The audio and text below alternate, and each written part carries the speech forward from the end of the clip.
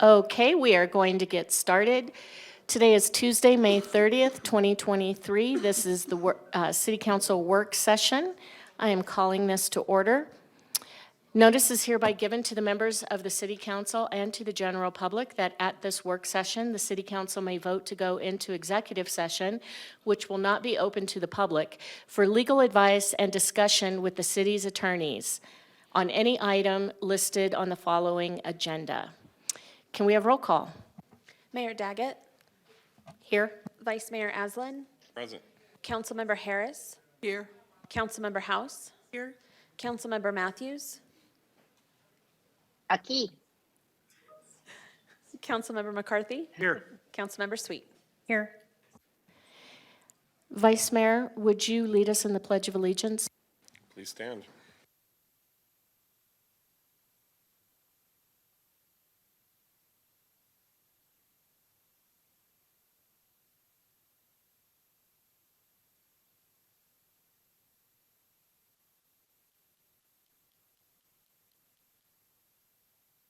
Councilmember Harris, our mission statement.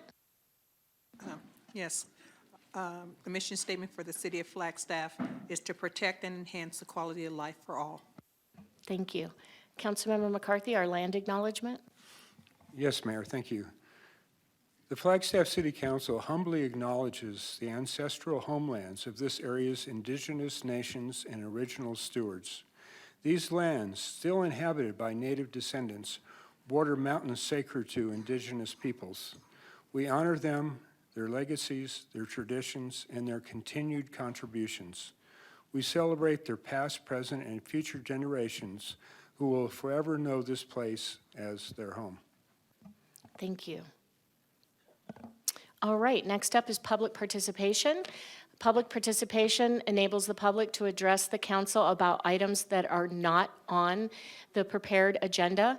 Council members can't ask questions or respond to speakers, and you have 3 minutes to speak, and there is a clock right down here. So I'm going to start with Connie Folsom.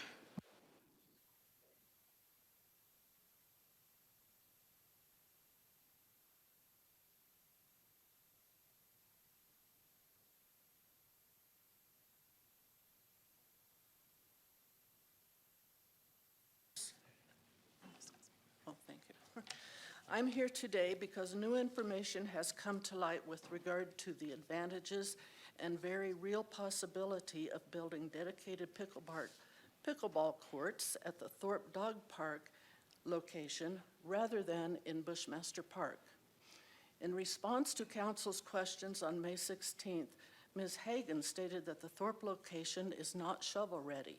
In our later discussions with her, she told us that the reason it's not shovel-ready is because the dog park would need to be relocated, and currently there are no funds to do that. She also said, quote, "The Thorpe Bark Park was built by volunteers and not sanctioned years ago, so it is built in a drainage ditch. The Bark Park has been a hazard for many years, especially in the winter months," unquote. In light of the fact that the existing Bark Park at Thorpe is a hazard, surely the city would make fixing that a priority. The funds allocated for 8 new pickleball courts and resurfacing of the tennis and basketball courts in Bushmaster are estimates. Surely funds could be found to erect a chain link fence in a suitable location for a dog park. This would not be a costly item. In fact, it's entirely possible that sufficient funds would be left over from the current allocation to accomplish this. In further discussion with Ms. Hagan, she agreed that the $500,000 in BBB funds currently allocated for new courts in Bushmaster would be entirely sufficient to build those same courts at Thorpe instead. That would leave the remaining appropriated funds to resurface and restripe the basketball and tennis courts in Bushmaster. And the wonderful thing is, Ms. Hagan tells us there is room at the Thorpe location for at least 24 pickleball courts. Not that they would all be built now, but there's existing acreage at Thorpe to expand along with the needs of the Flagstaff Pickleball Association. They would have a large single location, a pickleball hub. Another advantage to building the 8 courts at Thorpe rather than in Bushmaster is that there is considerably more parking space at Thorpe.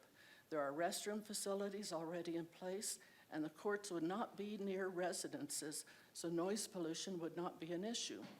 Redirecting the funds from Bushmaster to Thorpe now would situate the new courts in the correct place for future expansion, and the undeveloped area in Bushmaster Park would be left as is.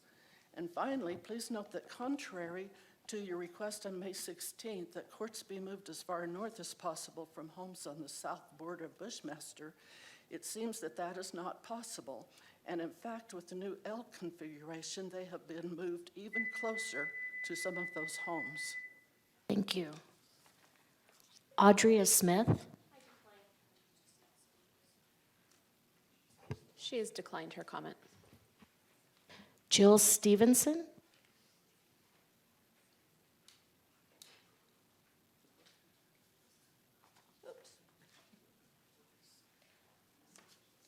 Sorry. Mayor, Vice Mayor, and council members, I do not want to antagonize you, but I find it impossible to understand how you could approve the NAH proposal. It needs much more evaluation, especially in light of all that has come to light since the public has been made aware of the situation. This project will cost Flagstaff taxpayers millions of dollars. NAH does not provide adequate funds for extra firefighting and policing necessitated by this relocation. Money for necessary road infrastructure is totally inadequate. NAH's proposal does not address the increasing need for affordable housing here, which will only increase with climate-caused weather extremes. It does not provide adequate charging stations for EVs. It does not realistically address safety for bicycle riders and pedestrians. It does not provide the necessary public transportation for Flagstaff and reservation patients wending their way to this far edge of the city. NAH is not evaluating and informing us of the expected carbon footprint of construction and operation. Flagstaff community does not support this proposal. This billion-dollar project will make an irreversible carbon negative impact on all life in this area. It will cost taxpayers unbelievable amounts of money. There is no guarantee that funds will be available to support this mega project. How can the council even begin to think this can be accomplished without a drastic increase in local taxes? Do any of us want this? No. How can the council approve a development proposal that does not realistically and definitively address the city's regional plan for carbon neutrality by 2030? This lack of enforced carbon emission standards sets no climate requirements for every other future development proposal, as well as negating the progress towards carbon neutrality Flagstaff has made in the past. There are too many nebulous aspects of this plan and too many unwritten maybes. A final decision should be postponed until if and when these inadequacies are met. Thank you. Thank you. Tom Pearson.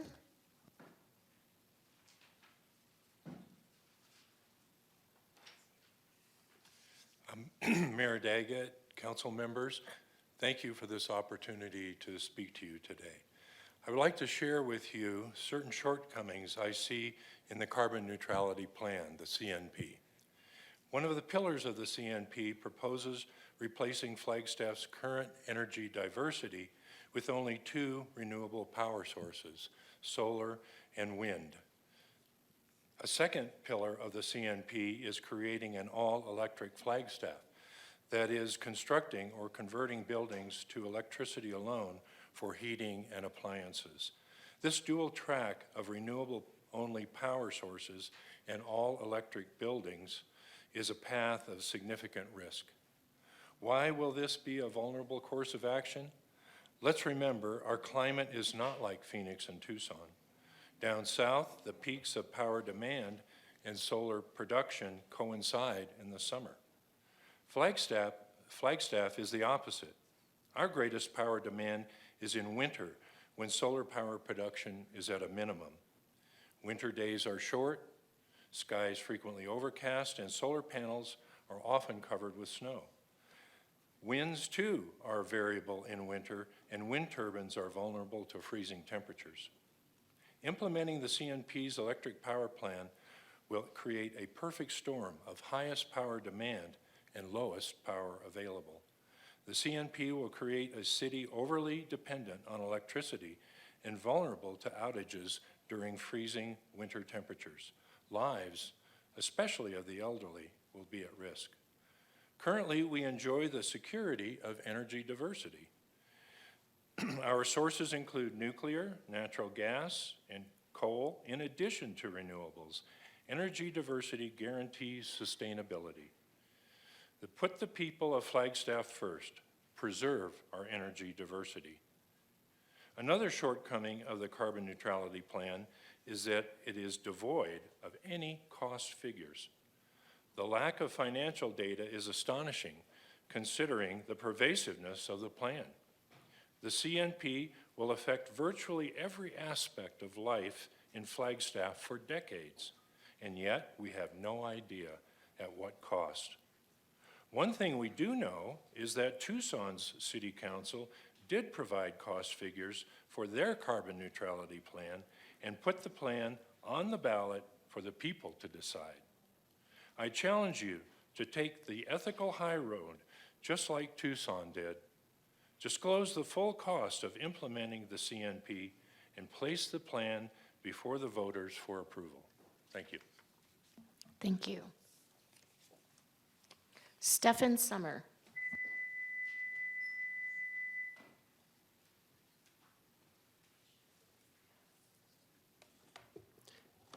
Hello, Mayor Daggett and City Council, City staff, citizens of Flagstaff. My name is Stephen Sommer. I live at 3855 South Jewel Drive in Flagstaff, Arizona, and I'm a member of the Northern Arizona Climate Change Alliance, as I believe you all are aware. And I'd like to say, first of all, that renewable energy is something that has been worked out, and these kinds of scary notions about its unreliability are incorrect. Wind turbines are used at the Arctic Research Station, and they work just fine. But what I really wanted to say was, the NEH proposal and building agreement are totally inadequate with regard to sustainability. NEH is proposing a hospital that is not up to current standards and will be long out of date before it first opens its doors. At 1 million tons of CO2 emissions to build this project and 20,000 tons of CO2 annual operating cost to run this facility, this proposal completely blocks the city from reaching its goal of net zero by 2030. And that's a very important goal for us and for the world. Your decision last Tuesday to approve the NIH proposal without requiring them to provide their carbon footprint reverses years of progress on this issue. Where is Flagstaff's Sustainability Division in this process? Why has Nicole Antonopoulos not been called to the stand during any of these public meetings? Y'all had a traffic impact analysis done on this project. Why wasn't there a sustainability impact analysis done as well? I understand that Nicole provided input on the NIH proposal back in 2021. Have her recommendations been followed? The answer is no, they have not. Please bring her back into this conversation before you finalize your development agreement with NIH. Call Nicole to the stand before this process is over. She may be able to help you from making what will be known as the worst mistake in Flagstaff's environmental history. Thank you. Thank you. Kathy Flackus.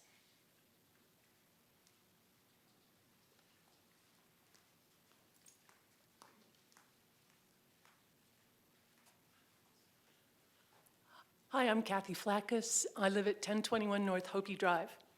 So I know everybody brings up written statements, and they're really good, but I just want to tell you from my heart that I hope you have the courage to deny the zoning to NAH. Me personally, I walk to the hospital to have my son. It's easy where it is for many neighborhoods in Flagstaff. There's no way I could do that with where the hospital is intending to move. I think that the sprawl it'll cause will have terrible effects on our town. Many people love Flagstaff because it's not Phoenix. This moving to NAH is a move toward Phoenixing Flagstaff, and that's not why we live here. But the other things I'm worried about are the cost. I would rather have Flagstaff spend its money on more parks and housing and things that we talk about all the time that we need, instead of having these additional costs because the hospital wants to move. That doesn't make sense to me. We have needs that have been expressed for a long time that are not met, but this adds additional things that we hadn't thought about before. So to me, that doesn't make sense. And just as Stefan said, the effect on the climate, just today in the New York Times, they've said this year is going to be hotter than the last year, and we know that will continue. We need to do everything we can to lessen the carbon that we are putting out. There are just so many reasons to deny that zoning. So what I implore you, what I beg you, is to listen to the people of Flagstaff that are talking to you from their hearts without any pay.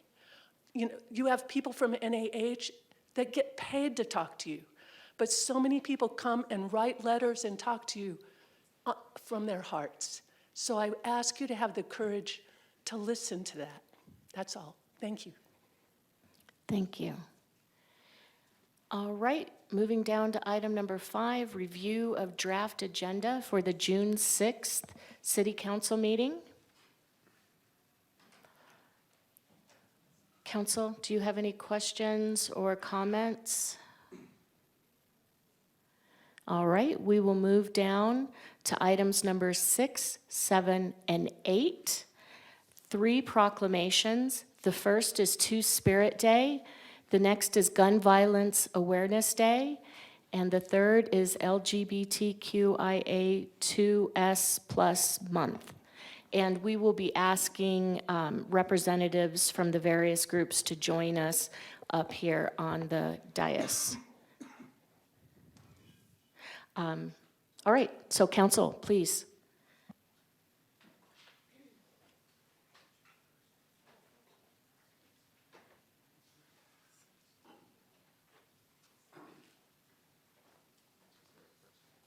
Yes.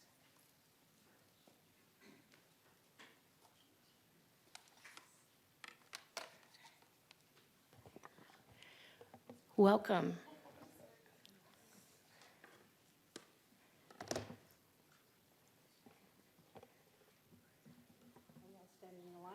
You can just come up here. Take center stage. I deserve it.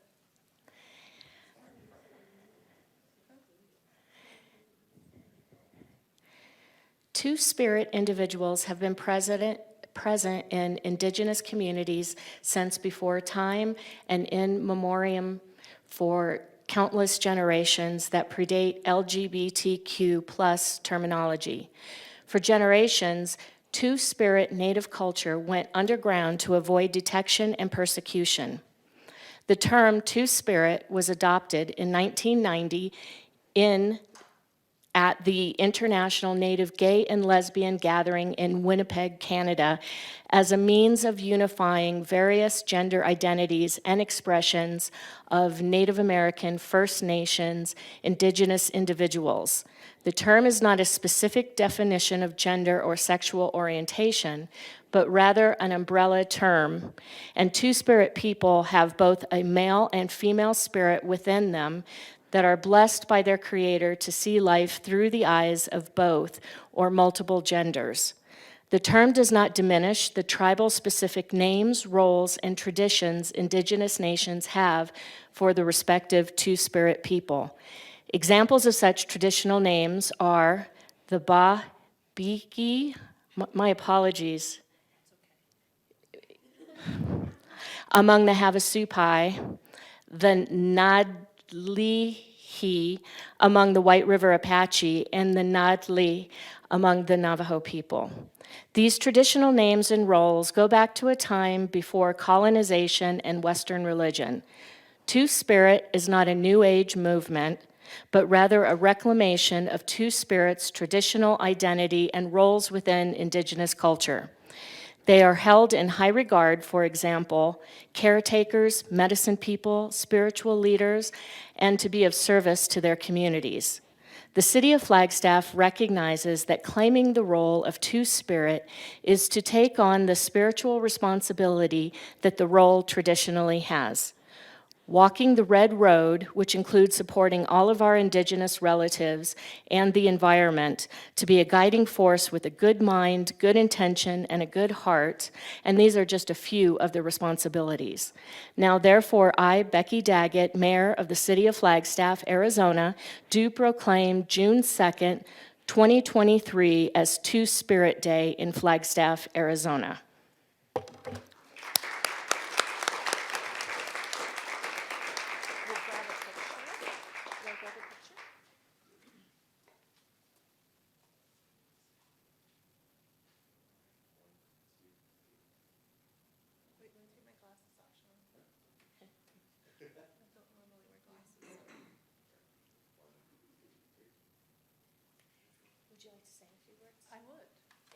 What do I do? Do you want me to stand at the podium or stand right here? Into the microphone, please. I'm familiar with a microphone. Hi, I'm Kat Jim. I'm a Two-Spirit individual here in Flagstaff. I also live in Mountain Air, so I feel for those with the carbon neutral for the new NAH building. I do feel for you on that. It's unfortunate I don't live in town, so I can't speak for you all, but for the Mountain Air people and Kachina folks, we support you on that, just to let you know. Anyway, I haven't been on a mic for a while, and the reason why is because I'm taking a break. And it's been a nice few years of taking a break of being an LGBTQIA Two-Spirit leader in Flagstaff for over 18 years. Seeing what we're doing today is something new, especially what's happening today with our transgender, my transgender family. I have been taking testosterone for over a year.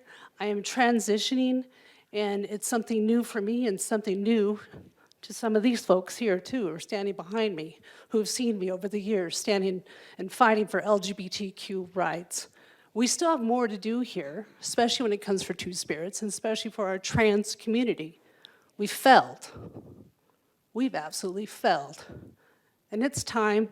I'll definitely come back and speak to council, let them know that we need to change a few things, change our civil rights ordinance, and make it more protective for our trans individuals, especially our trans youth.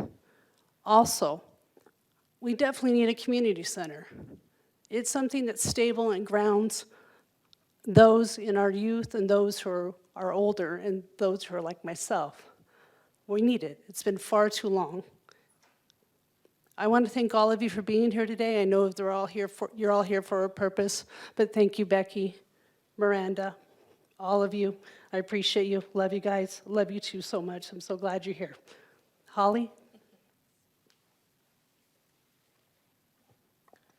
Nakwang tawan save ne Holly Figueroa bahan matiwa ne tala manamahopi matiwa ne tawangwangwa ne sepalangak sino ne navatuk ovi imkita. Good afternoon, everybody. I'm Holly Figueroa. I come from the Hopi people, from the Sun Clan, from the village of Sepalavi on Hopi land, which is northeast Arizona, and I make the San Francisco Peaks my home here in Flagstaff.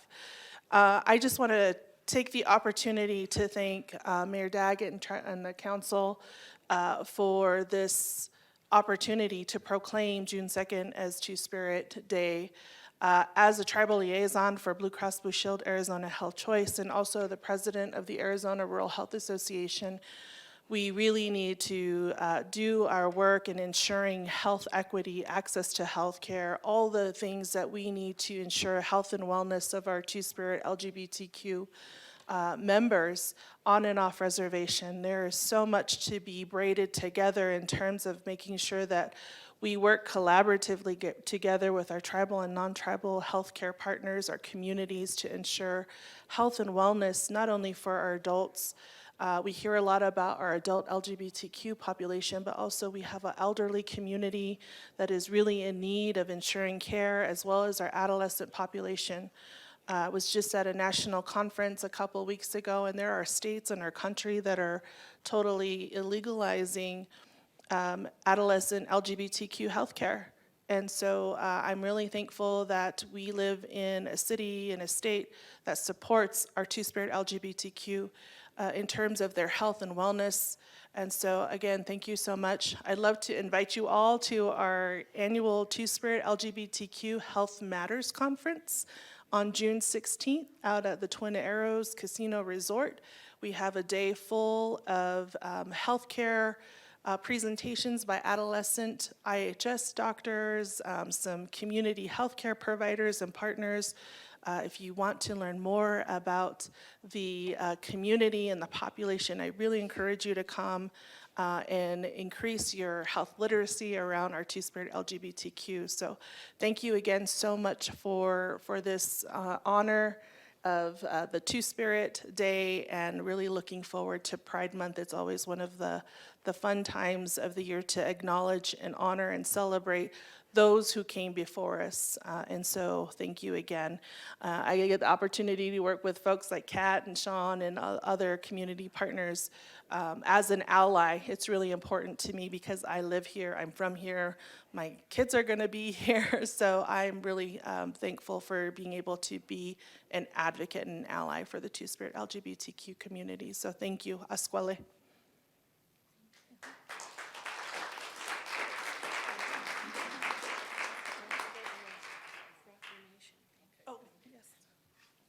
you.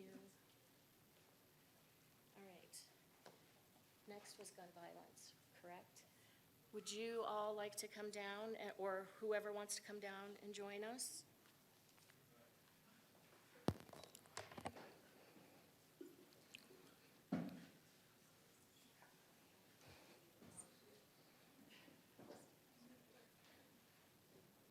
You don't want to come down?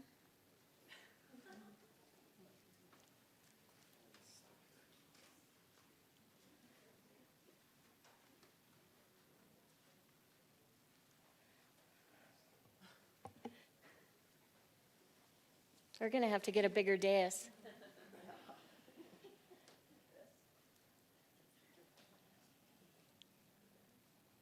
And you can, some can go up in front of council right there. Maybe the taller ones.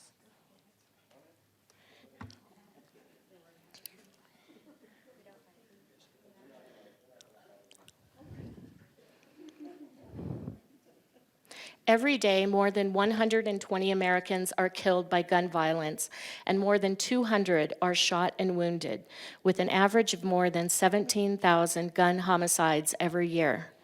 Americans are 26 times more likely to die by gun homicide than people in other high-income countries. Arizona has 1,228 gun deaths every year, with a rate of 16.4 deaths per 100,000 people, a crisis that costs the state $15.9 billion each year, of which $253.2 million is paid by taxpayers. Arizona has the 18th highest rate of gun deaths in the U.S. Gun homicides and assaults are concentrated in cities, with more than half of all firearm-related gun deaths in the nation occurring in 127 cities. Cities across the nation, including in Arizona, are working to end senseless violence and evidence-based solutions.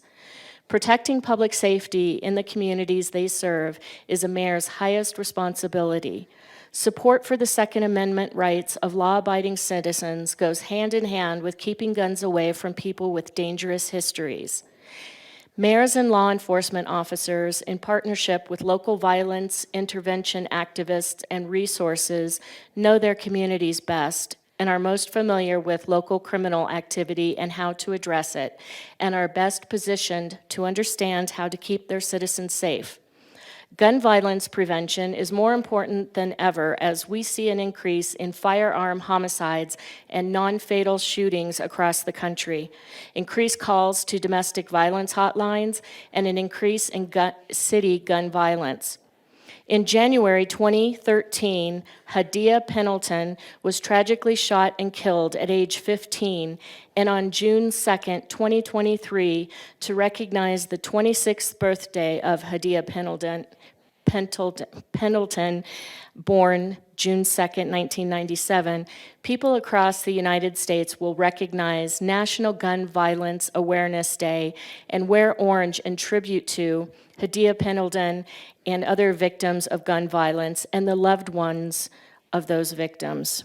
The idea was inspired by a group of Hadia's friends who asked their classmates to commemorate her life by wearing orange. They chose this color because hunters wear orange to announce themselves to other hunters when out in the woods, and orange is a color that symbolizes the value of human life. Anyone can join this campaign by pledging to wear orange on June 2nd, the first Friday in June in 2023, to help raise awareness about gun violence. By wearing orange on June 2nd, Americans will raise awareness that gun violence and honor the lives of gun violence victims and survivors.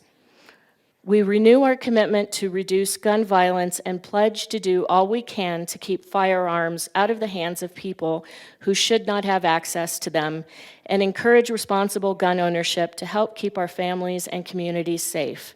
Now, therefore, be it resolved that Mayor Becky Daggett of the City of Flagstaff declares the first Friday in June, June 2nd, 2023, to be National Gun Violence Awareness Day.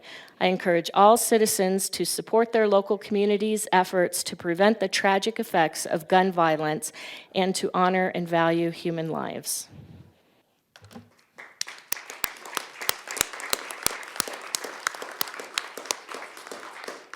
We'll take a photo, and then if someone wants to say something about that, and then if someone would like to speak for your group, you're welcome to.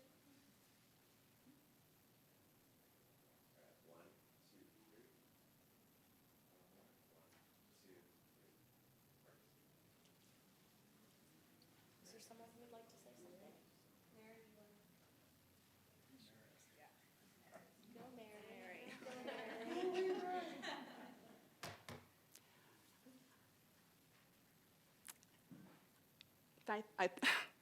I wanted to thank the Mayor Daggett and the City Council for, again, recognizing Gun Violence Awareness Day.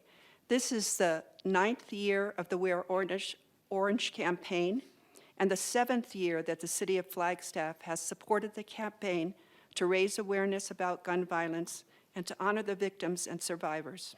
So we thank you, Mayor Daggett and City Council members, and we ask for your continued support to raise awareness about this important issue and to help us to find solutions and support solutions to prevent gun violence in our community.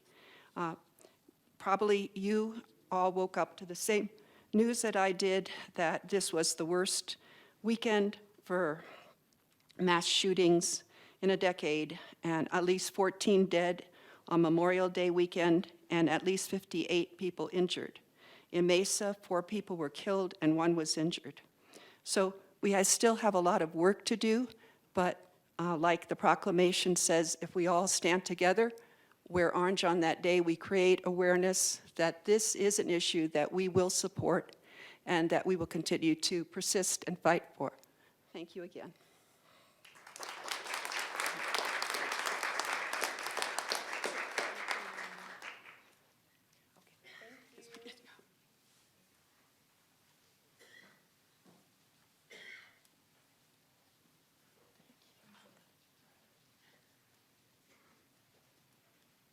So we have someone online for the next one, is that correct? We do, Mayor, yes. Jean Toner, I believe. Yes, there she is. All right, it's my honor to read this proclamation. The mission of the City of Flagstaff is to enhance, embrace, respect, and celebrate diversity, especially in the lives of our lesbian, gay, bisexual, transgender, queer and/or questioning, intersex, asexual, two-spirit, and the countless affirmative ways in which people choose to self-identify, LGBTQIA2S+ community, as we reflect on the progress Flagstaff has made in the fight for equality, inclusion, and justice at our community and abroad. And the City of Flagstaff reaffirms the commitment to increase support of the LGBTQIA2S+ community since the 1969 Stonewall Uprising in New York, and continues to celebrate and fight for equal rights. The 2023 theme for Pride Month is Behind the Lens, which represents and celebrates LGBTQIA2S+ people's contribution to cinema and film from behind the lens, from directors and screenwriters to costume designers and beyond.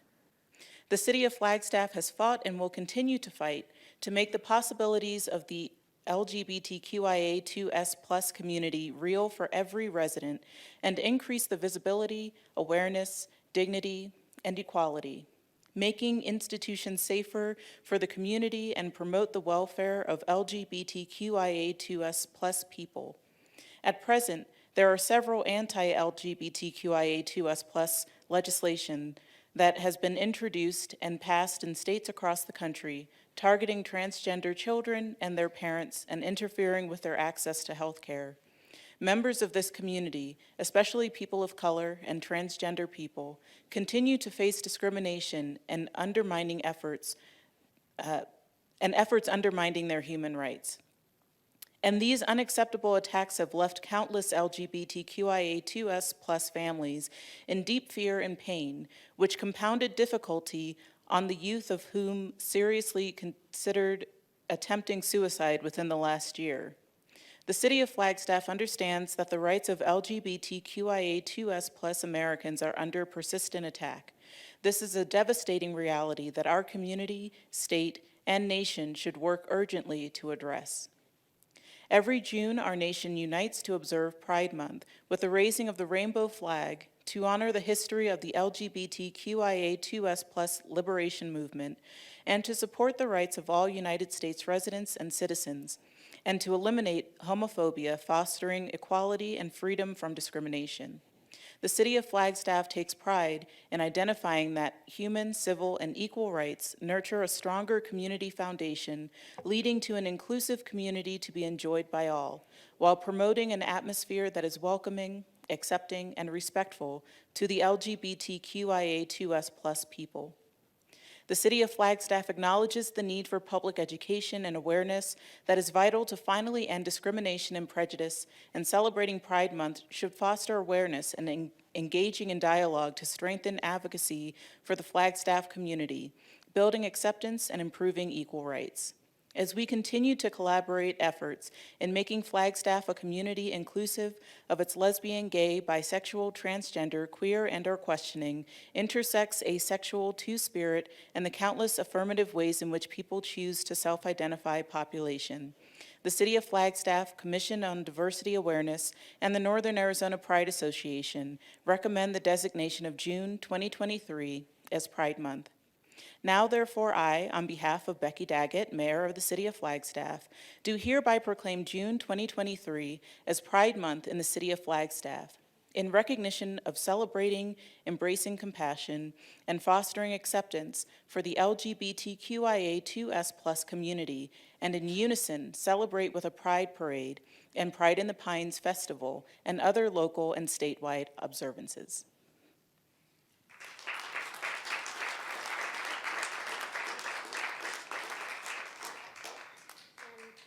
Sean, am I correct that there's no one in person, correct? Okay. Jean, would you like to say a few words?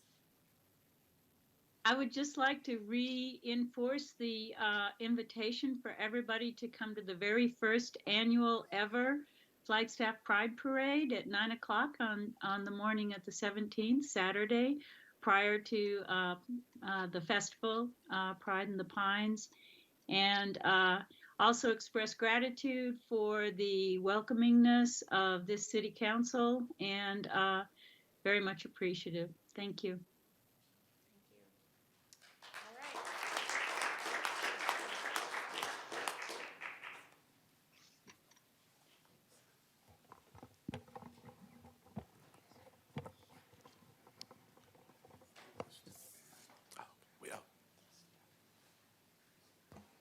Okay, moving down to item number 9, we have May work anniversaries.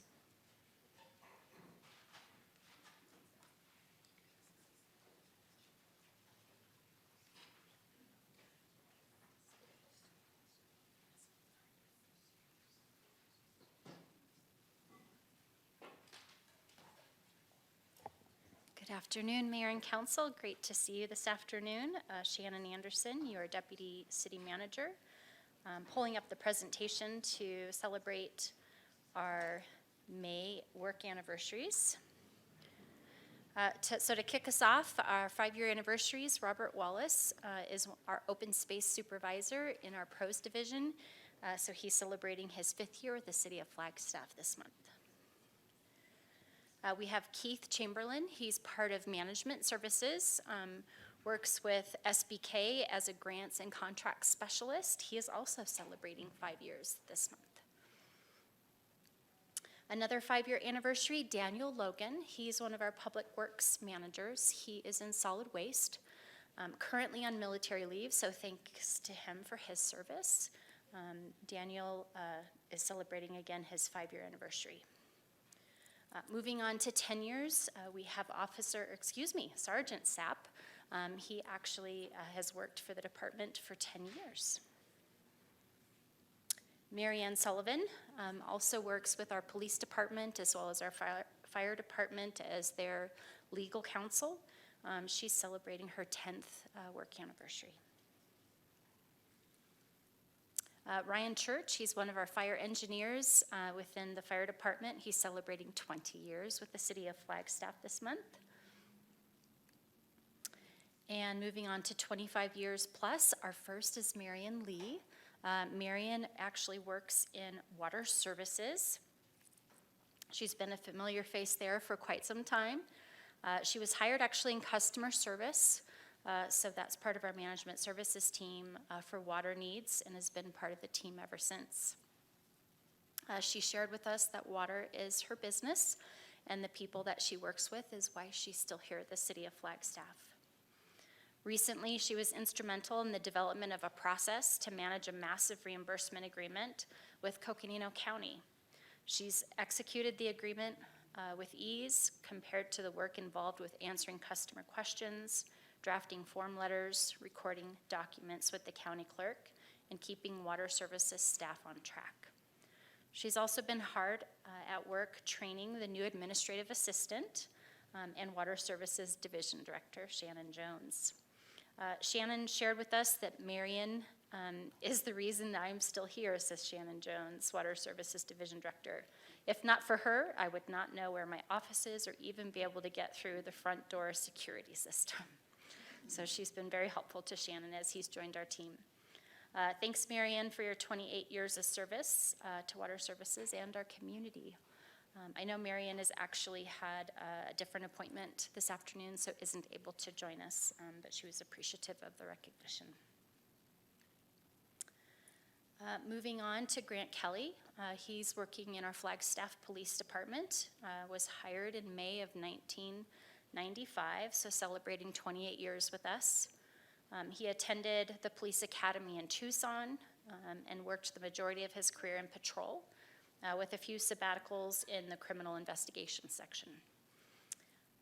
He served as a field training officer and was instrumental in training many of our current supervisors when they were hired as new officers.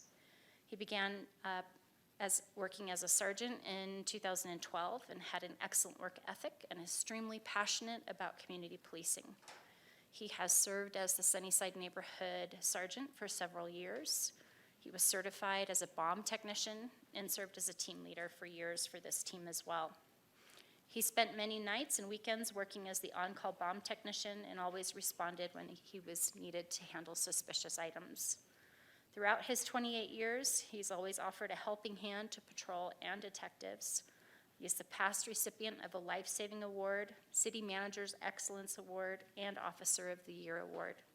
He's dressed out and came into work on his own when he learned of officer-involved shootings, homicides, and other critical incidents. His file is full of commendations for outstanding customer service, conducting good investigations, ending a carjacking, and apprehending an armed and dangerous burglary suspect. So our appreciation to Sergeant Kelly. I believe he is out of the office, and so he will not be joining us today either, but we certainly appreciate his service. That is the end of our presentation. We'll see you again on June 20th to celebrate our June work anniversaries. Thank you, Shannon. All right, moving down to item number 10, resource planning for electric grid reliability.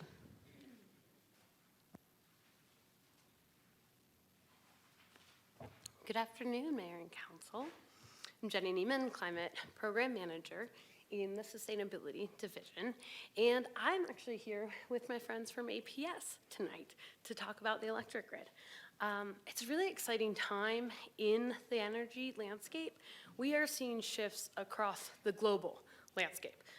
As Flagstaff changes how we use energy, the nation is changing how it uses energy. Our region is, but so is the world. We're part of a regional electric grid, and when we discuss energy, we've gotten some really good questions about how the changing energy landscape will impact our electric grid. And so we brought in the experts, our friends and leaders at APS, and I'm really just here to introduce them, who will lead our conversation tonight. We have Janet and Joe here with us, our local leads, as well as Mike and Judson, our APS experts who will join us remotely. So Mike, I would love to hand it over to you. Thank you. Good afternoon, everybody. Can you hear me okay? Yes, we can. Okay, fantastic. I think we had some slides that were sent over as well, and I don't know if those get presented in the room or if that's something that I can present via Teams. Yeah, Mike, do you mind just sharing via Teams? Okay, I can do that. Thank you.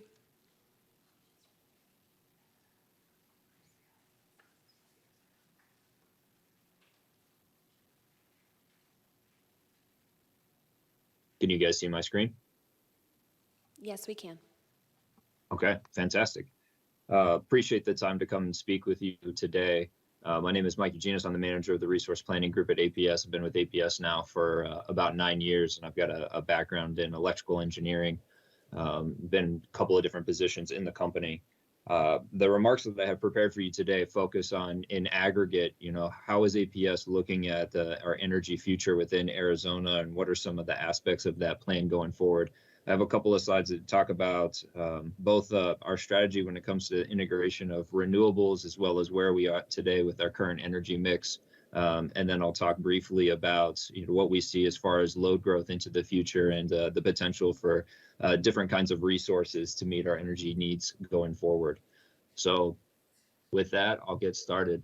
APS has a clean energy commitment that I'm sure many are aware of, and that's that we are going to have 45% renewable energy by 2030 and 65% clean energy by 2030 as well. And I know that by listening to the remarks today that the city of Flagstaff also has their own targets when it comes to decarbonization into the future. And we always look forward to working with other entities on their decarbonization goals. Some of the major aspects of our resource planning efforts kind of focus around what's on the slide here, which is Palo Verde Generating Station, which is the largest clean energy producing power plant in the United States, as well as continued investments in solar, wind, and energy storage, which we view as vital technologies to our ability to be able to reliably serve the growing load that's in Arizona into the future. And really critical in the transition to a grid that relies on more clean energy technology and less on the thermal technologies that were more commonplace in the past. In addition to that, we place a lot of reliance on our demand side and customer focused programs. On the phone today, we have Judson, who's going to speak more about those programs later. And so I want to make sure that he has plenty of time and material that he can cover with you. So I'm not going to go into those in too much depth. This is a look at our current resource mix that we have within the state of Arizona and how APS serves its customers. Just to kind of pause for a second here to explain what you're seeing on the slide. On the left-hand side of the slide, you have a map of Arizona, and you have several different symbols that represent the different kinds of plants that we utilize.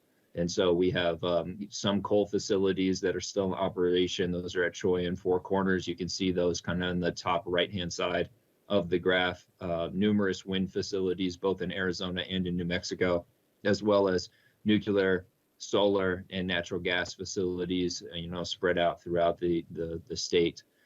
We also rely on power purchase agreements from many other entities, and we'll be signing additional power purchase agreements, both now and in the futures to be able to serve our load. On the right-hand side is a chart view that shows the breakout of our resource mix today. And you can see that there's a considerable amount of nuclear, coal, and natural gas resources that kind of form the bedrock and the foundation of our current resource mix, but also a significant amount of renewables that we have already acquired onto our system, and we'll be integrating more of those renewables into the future. We have quite a bit of solar and wind resources on our system, and solar and storage resources are starting to become more prevalent and are starting to come online due to the recent contracting efforts that we've had over the last couple of years. You can see kind of more towards the bottom of that chart, both energy storage and incremental customer base technologies. We're really just starting our foray into energy storage and anticipate that the 265 megawatts of nameplate capacity you see on the chart today is going to grow rapidly to be over 2,000 megawatts of that within this decade. And so before 2030, we anticipate that there's going to be large-scale investment in energy storage in order to meet our growing need within Arizona. And then customer-based technologies, which are comprised of energy efficiency, distributed energy, rooftop solar being an aspect of that, as well as demand response programs, are also a significant source of energy to our system today, and will continue to be so into the future. A lot of discussion we have in resource planning is really kind of focused on what is the load going to be in the future, and there's a lot of different aspects that are going to impact that. Now, APS being the utility for a significant portion of Phoenix and Payson, Flagstaff, Prescott, other metros within Arizona, we look at that load forecast on an aggregate basis, which means that we take into account all of those different locales, what's forecasted for both residential, commercial, and industrial growth into the future, and then aggregate that together into one view of that load. What you see on the graph in front of you is a depiction of how we see that load growing both from 2023 and on into the future through 2038. You can see we've got some residential growth that's been included kind of at the bottom, and C&I growth without what we call XHLF customers.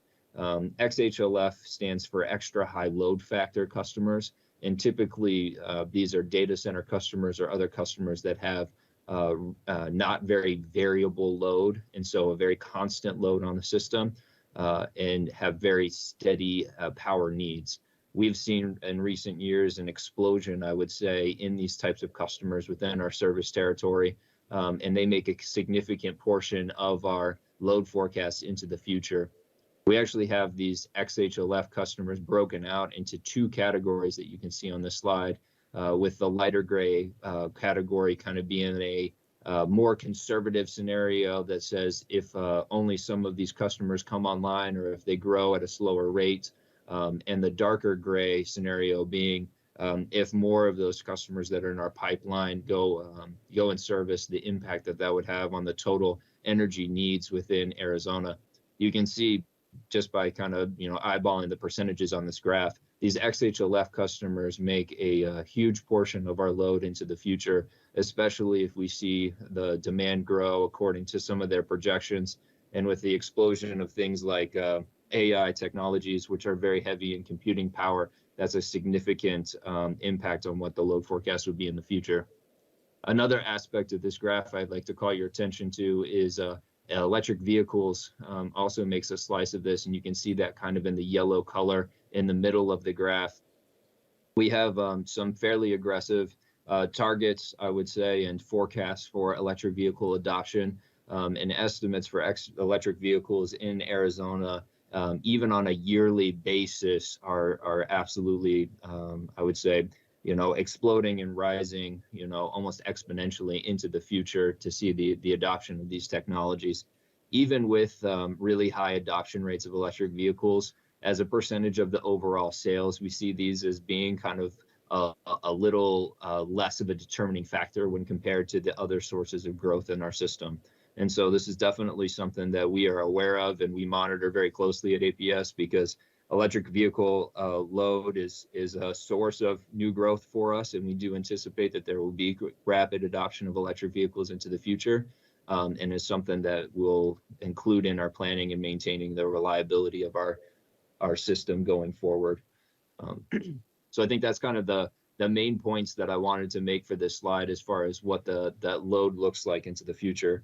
Now, the load forms really kind of the foundation for the work that my team does in resource planning, which has to do with maintaining reliable electric service and making sure that there's electricity available, 7 days a week, 365 days a year, 24 hours a day. And so we analyze many different portfolios in the pursuit of understanding how we're going to maintain that reliability in the future. And I'll call your attention to the slide now, which is actually from our most recent published integrated resource plan, which was in 2020. And that integrated resource plan shows how we're going to adopt additional resources onto the system to meet our load growth into the future.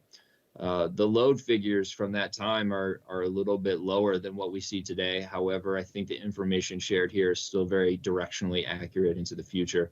So it shows, if you see on the 2020 side and right next to 2020, you see that there's about 30 gigawatt hours of electricity sales included in that case, kind of as a base. And by 2035, we anticipate that growing to in excess of 40,000 gigawatt hours. And I would say that's even higher if you were to look at the numbers that were on the previous slide for what we're forecasting today.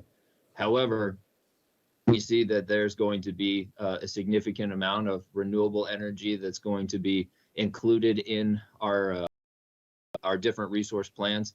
You can see each of these different portfolios, these different pie charts here, are a different speed for which we can adopt renewable energy and clean energy onto our system, with Bridge being a portfolio that relies on some additional natural gas, Shift being a portfolio that has no additional natural gas included in it, and the Accelerate portfolio having no additional natural gas and an increased percentage of renewables that are being added to the system, which you can see kind of in that 41% changing to 46 in the Shift, and then up to 53% in the Accelerate portfolio.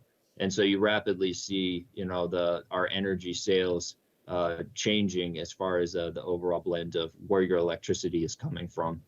And we can see demand side management is also an important part of this as a source of energy for us, both on energy efficiency as well as demand side programs such as, Cool Rewards and other thermostat programs that Judson's going to talk to you more about in his slides. So that's kind of a brief overview of resource planning at APS and some of the different aspects that we're considering into the future. I believe we have Judson that's coming up next to speak to customer to grid solutions. I'll pause here for a second to see if we wanted to address any comments now or wait until the end of Judson's presentation. Council, does anyone have any questions at this point? All right, I don't see any, so you may proceed. Thank you. All right, how's everybody doing? My name is Judson Tillinghast. I manage the Customer to Grid Solutions team at APS. And, while Mike's team does a great job of seeing what our load forecast is and finding sort of traditional, supply side resources to reach that challenge, my team's more focused on how we can partner with customers to help address the same issues. What technologies or customers are adopting that use energy that can help reduce energy through energy efficiency, or shift energy away from our peak time frame, or use more renewable energy. So we focus on those technologies and look for those symmetries. Next slide. I like to show this particular slide because it's really the foundation of all the programs that we build and everything APS does. It's a focus on being clean, affordable, reliable, and customer-centric. And you can really accelerate achieving one of those, but it's going to impact all the other ones. So we really stay flexible and try to recognize the programs we build and how to optimize the impacts of all these four pillars.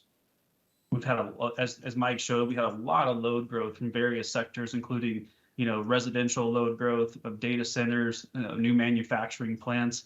So we really need to optimize and maintain these four pillars. Next slide. So one of the big pieces here is really it's electric vehicles. There's a lot of companies, car manufacturers, that are making commitments, such as Ford, to have 50% of their cars be electric by 2030. VW has announced the same target of 50% of their car sales by 2030. So what that means for utilities is we really have to understand how our customers are going to use EVs. Where are they going to charge? Is it going to be at home? Is it going to be in the office? What are their charging behaviors? What sort of range do these cars need to have before customers feel comfortable of avoiding that sort of range anxiety that a lot of EV customers do have? And what impact is that going to have on the grid? From a distribution level, from a transmission level, and also a generation level. As we know, we really focus on reliability and want to be able to support customers who want to make that transition. So we're building programs right now of how to understand electric vehicles on our system. Our flagship program is called Take Charge AZ. I know we have probably at least maybe a dozen of them in the Flagstaff area right now, where we're putting in level 2 charging stations at businesses, government agencies, nonprofits, and multifamily communities. This really provides more customers access to EV charging, and especially with the way that gas prices are right now, based on there's various rates APS has, but it's the equivalent right now of roughly 30 to 90 cents per gallon. Last time I filled up my car, it was close to $6 a gallon. So there's a pretty big potential savings impact there. This slide's actually outdated. We've got closer to 190 sites now. It's been a very popular program, but it's really giving us that data to find out how well people are charging outside of our peak hours, how many people are charging in the peak hours, how many do use it at home versus use these public charging stations. We also have 5 DC fast charging stations located in Globe, Payson, Prescott, Sedona, and Show Low. And these are really for those opportunities for folks that are traveling longer distances with their electric vehicles. We're trying to help build out that infrastructure so you can commute across Arizona. We also have a smart charging program. This one's really data focused, where we can track charging behaviors of customers, and it really gives us insight to, once again, how many people are charging on those peak hour time frame. It's a really important data points for us to understand when trying to manage continued EV load growth in our service territory. Not to plug all of our programs, but when you get a chance, please check out cars.aps.com. There's a lot of great information on there that gives comparisons, lets you know what rebates are available at a state level, at a federal level, what the total cost of ownership would be between a traditional car and an EV. So we're really just trying to provide information to our customers so they can make the best decision for them. Next slide, please. Mike mentioned some demand response type programs. This is really one of our flagship programs called Cool Rewards, utilizing smart thermostats. Customers who enroll can actually, in some cases, receive a free smart thermostat, but at minimum, up to $115 rebate. What this does is up to 20 events per year, the customers who participate, let's just say on a hot summer day in Phoenix, you guys don't experience quite the same heat levels we do, but it has an algorithm that runs, and it actually looks how you independently use energy on that hot day. So if you keep it at, let's say, 75 degrees, it recognizes that, And on that hotter day, it'll do a pre-cooling event in the off-peak time frame to help manage comfort. And then during the core part of our peak, let's just call it 6 to 8 o'clock at night, it'll go up 2 to 3 degrees. So 2 to 3 degrees higher than you normally keep it. And that doesn't sound like much, but we've got over 70,000 thermostats involved in this program. And in last year, we had almost 110 megawatts of demand response from just that offering. So that's the equivalent of pulling 2 aeroderivative natural gas turbines offline for that limited period of time while we're running that event. So 2 to 3 degrees can make a really big impact to help keep costs low and to help reduce carbon into the environment.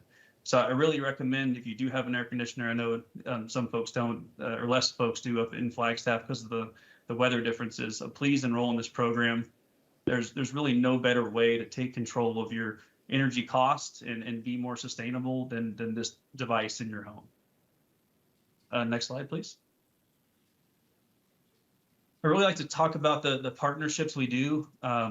You see Flagstaff's listed on here. My teams work really closely with Nicole on the Climate Action Adaptation Plan and other sustainability initiatives. And what this is really focused on is just it's opening lines of communication.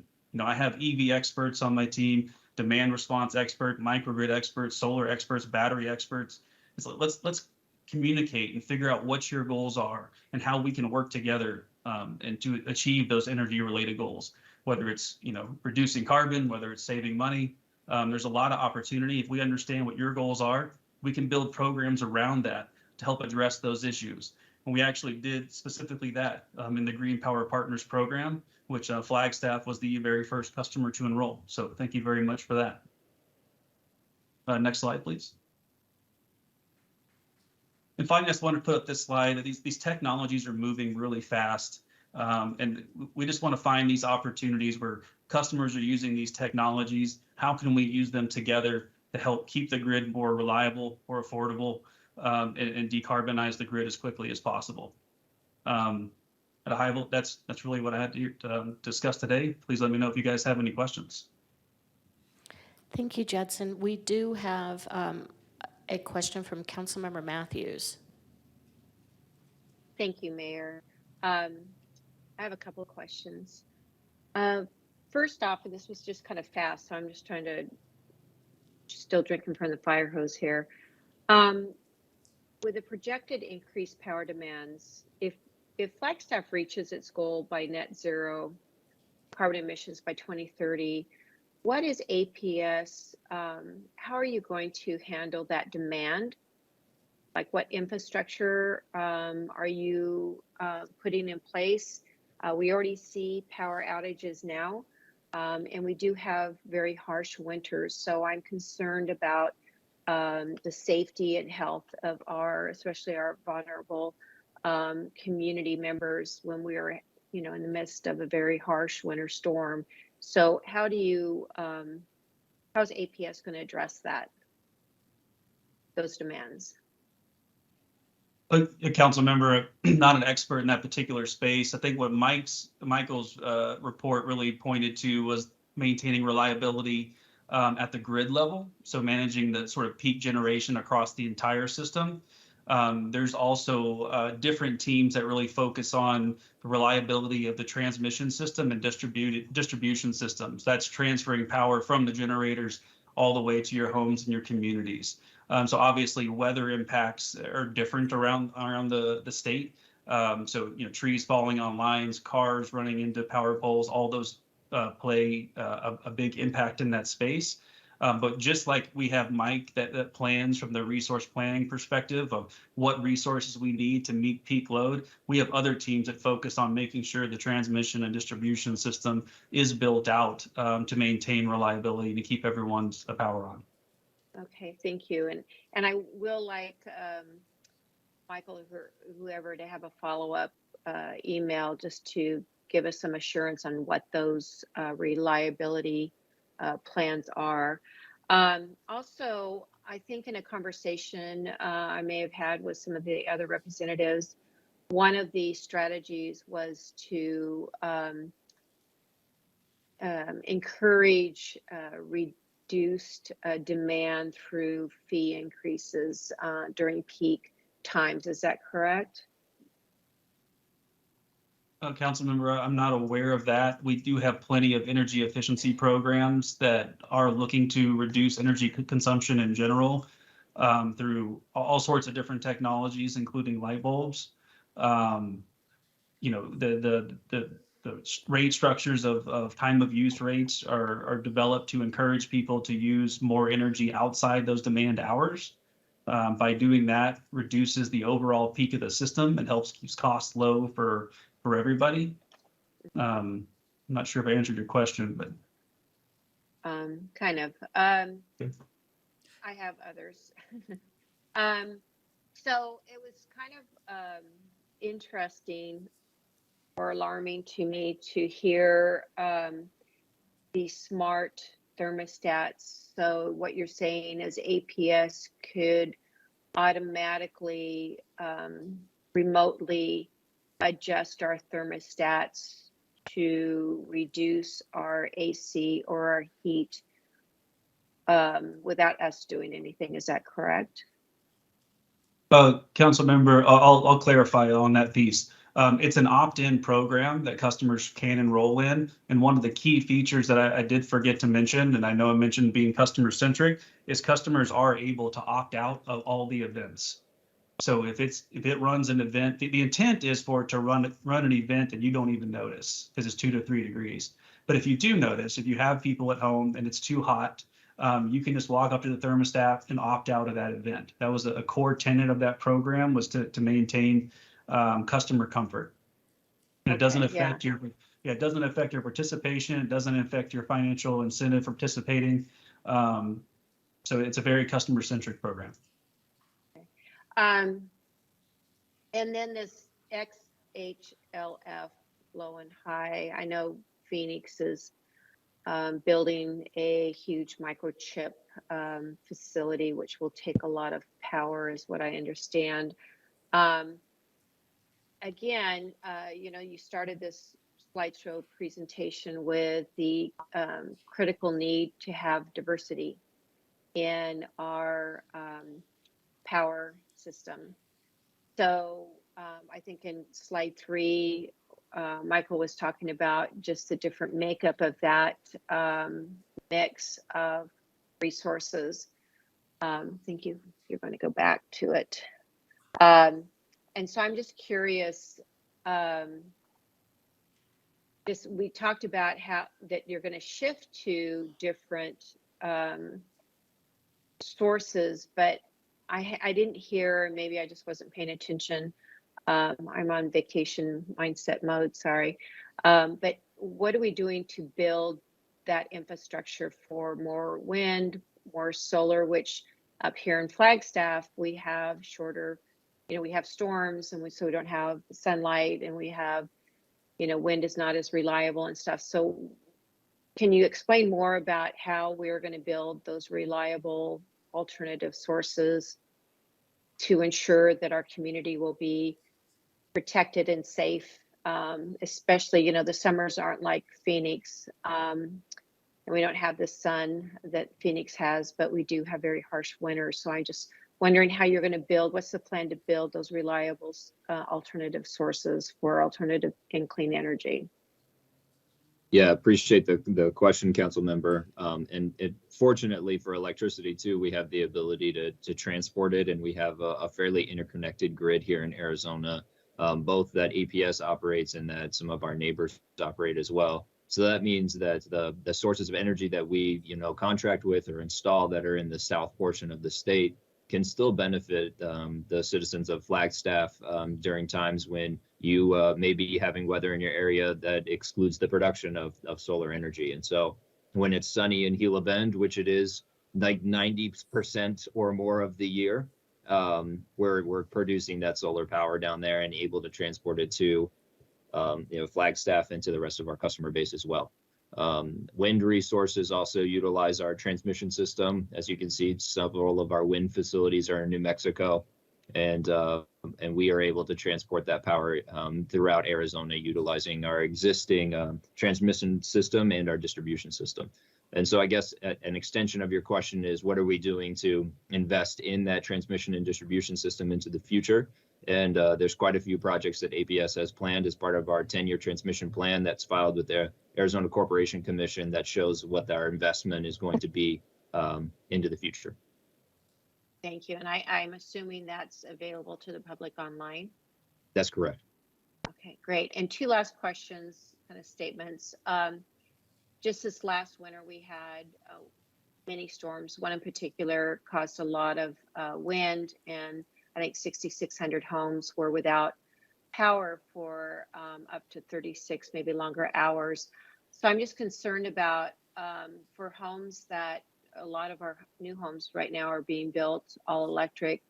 I'm just concerned about when the power, if the only source is electric, whether it's renewable or clean energy and stuff. My concern is just the vulnerability of our community to be without any heating source if they're only depending on one resource to protect their household. Can you comment on that? Yeah, I think kind of like what Judson said earlier, there's different sources on our system that could be the cause of an outage, right? And so on our transmission distribution system, you have storm-related outages, and you have animals that can get into equipment and cause outages, et cetera. Both Judson and I focus more on the resource side of things, which is, do we have sufficient generation and customer-sided resources to meet our need? And so our study work kind of relies on that primarily. And so I can't really speak to the transmission and distribution reliability piece to it. And then maybe something we can follow up with you on with the experts in our company. Right, because my concern, and I've expressed it before, is if there is an outage and we are in a house or an apartment that doesn't have a backup gas fireplace or wood fireplace or wood burning stove, and those things do occur in our weather system up in Flagstaff, I'm just concerned about the impact to our community. So I'll leave it at that for right now. And then lastly, Excuse Michael, me just a moment, Councilmember Matthews.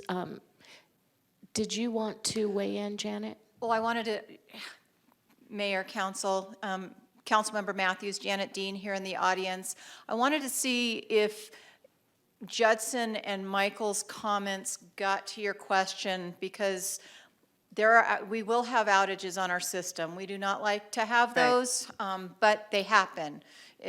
Mother Nature plays a hand, vehicles play a hand, animals play a hand in that. Our goal is always to be as reliable as we possibly can, to get our customers restored as quickly as we possibly can.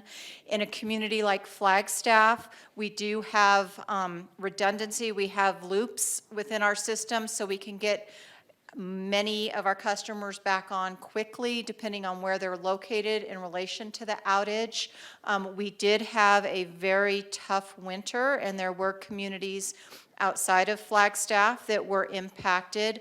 I'm not aware that we had a 36-hour outage anywhere. We did approach 24 hours down in Munns Park, but we worked really closely with the community in that situation.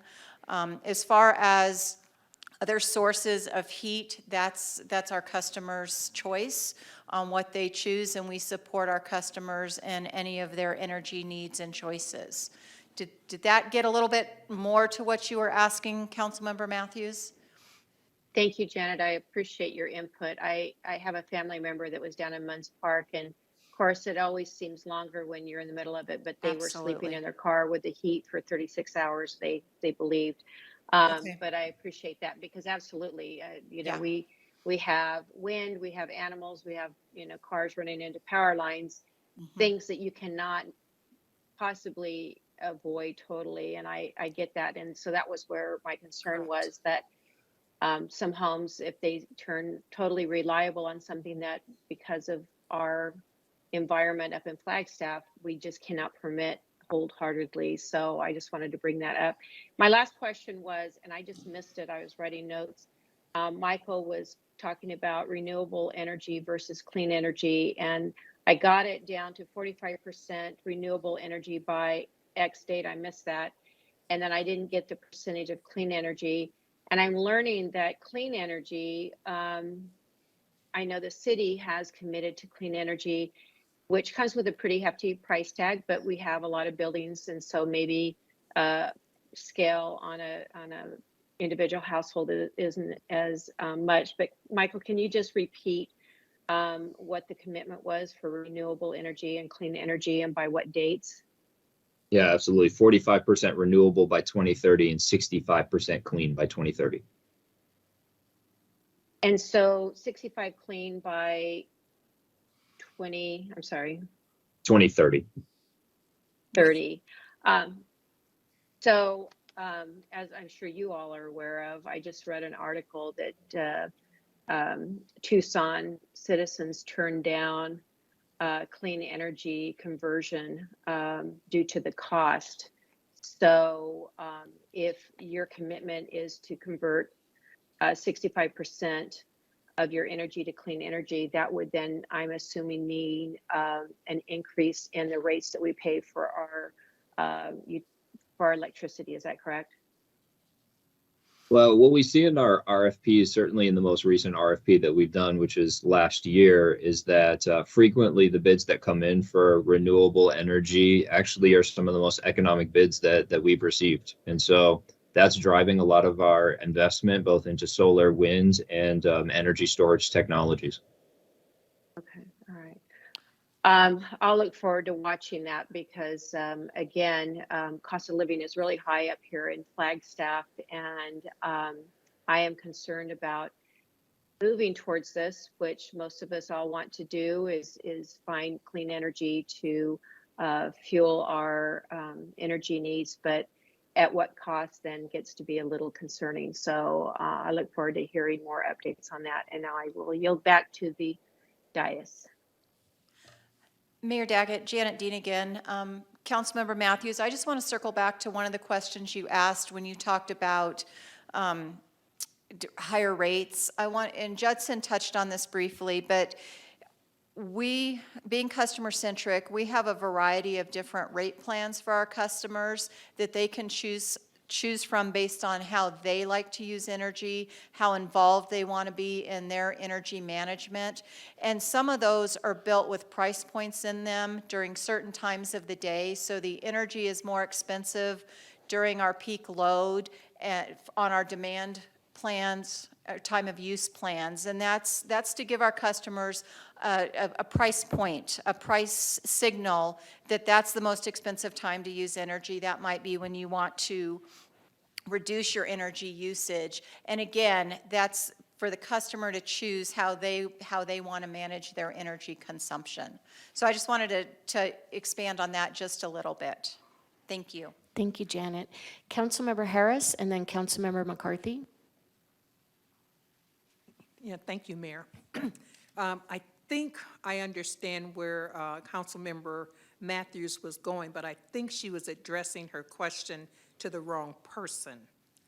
And so I'm going to ask the question. So as we move toward all electric and a apartment building is all electric, who would be responsible maybe for trying to help those residents understand what they could do in case of an emergency or an outage like that? What other resources might be available to them? So I think she might have been asking the question to the wrong one. And I'm not trying to speak for you, Councilmember Matthews, but I think I understand where she's going with that. So if I'm in an all-electric apartment, and this may not be the right time to ask that question because we may be talking about something else, but if I'm in an all-electric apartment, because I lived in one back in the 70s or 80s, and if the electricity goes out, whose responsibility would it be, or who would you encourage to help residents understand what to do in that case? Does that make sense? Okay. Yeah, Councilmember Harris, Jenny Neiman from your sustainability team and I came up together because I think it's really a partnership. APS works with our customers to try to prepare them, especially if we know there's a large winter storm or monsoon predicted. We try to work with our customers to help them be prepared for an outage. But if we see a situation like we experienced in Munns Park this year, we are working with emergency management. We worked with Coconino County Emergency Management during the Munns Park winter storms and made sure that there was a warming shelter set up so that there was some place for customers to go to get warm. We would work with the city's newly stood up emergency management team in those situations if we felt customers were going to be out of power for a very extended period of time and it would be an unsafe situation. We've done that actually with Coconino County Emergency Management, setting something up out at the Flagstaff Mall 2 winters ago. So I think some of it is on APS, and I think some of it would be on city departments, and we would work together in partnership. Thank you so much, Janet, and thank you, Councilmember Harris and Councilmember Matthews. One important point, and you'll see the city kind of take the electrification questions here, it actually would be just the same as it is today. Because what's really important to know about our built environment is that our heating and our water heating, for the most part, unless you're on a wood stove, and we love wood stoves, we want everyone to keep their wood stoves. Unless you're on that wood stove, you are using what we call a dual fuel system. So you actually need two sources of energy to heat your home. You need gas and you need electricity, right? And so it's exactly the same as it is today. In my house with my gas furnace, if the electricity goes down, I cannot run that gas furnace, right? And so those are what we call dual fuel setups. And so it would be the exact same sort of emergency preparedness, the exact same set up if an apartment, a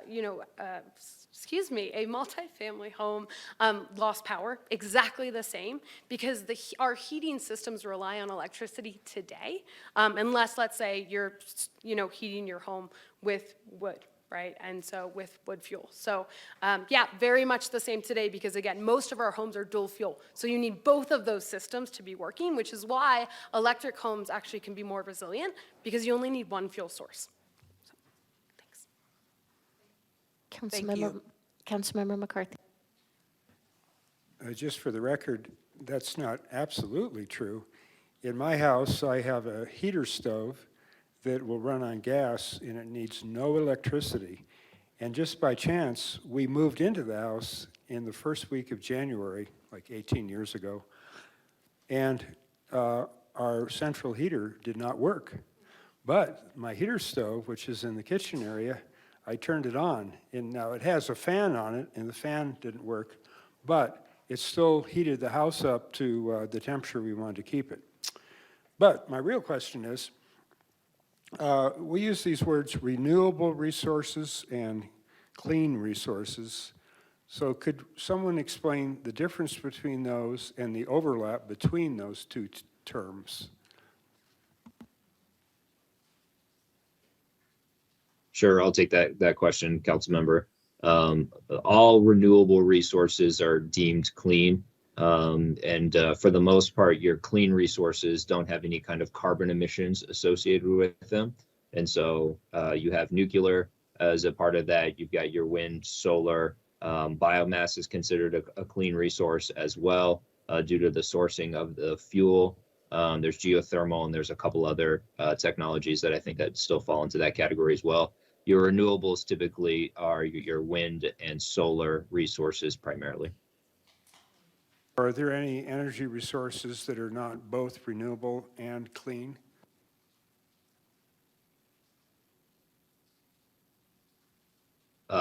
Nuclear is clean but not renewable. Thank you, Mayor. Okay, I think you can continue on with your presentation. Mayor and Council, that's all we have for you tonight. Thanks. All right, thank you. Are there additional questions from council? I have some public comment cards. Okay. Tom Pearson.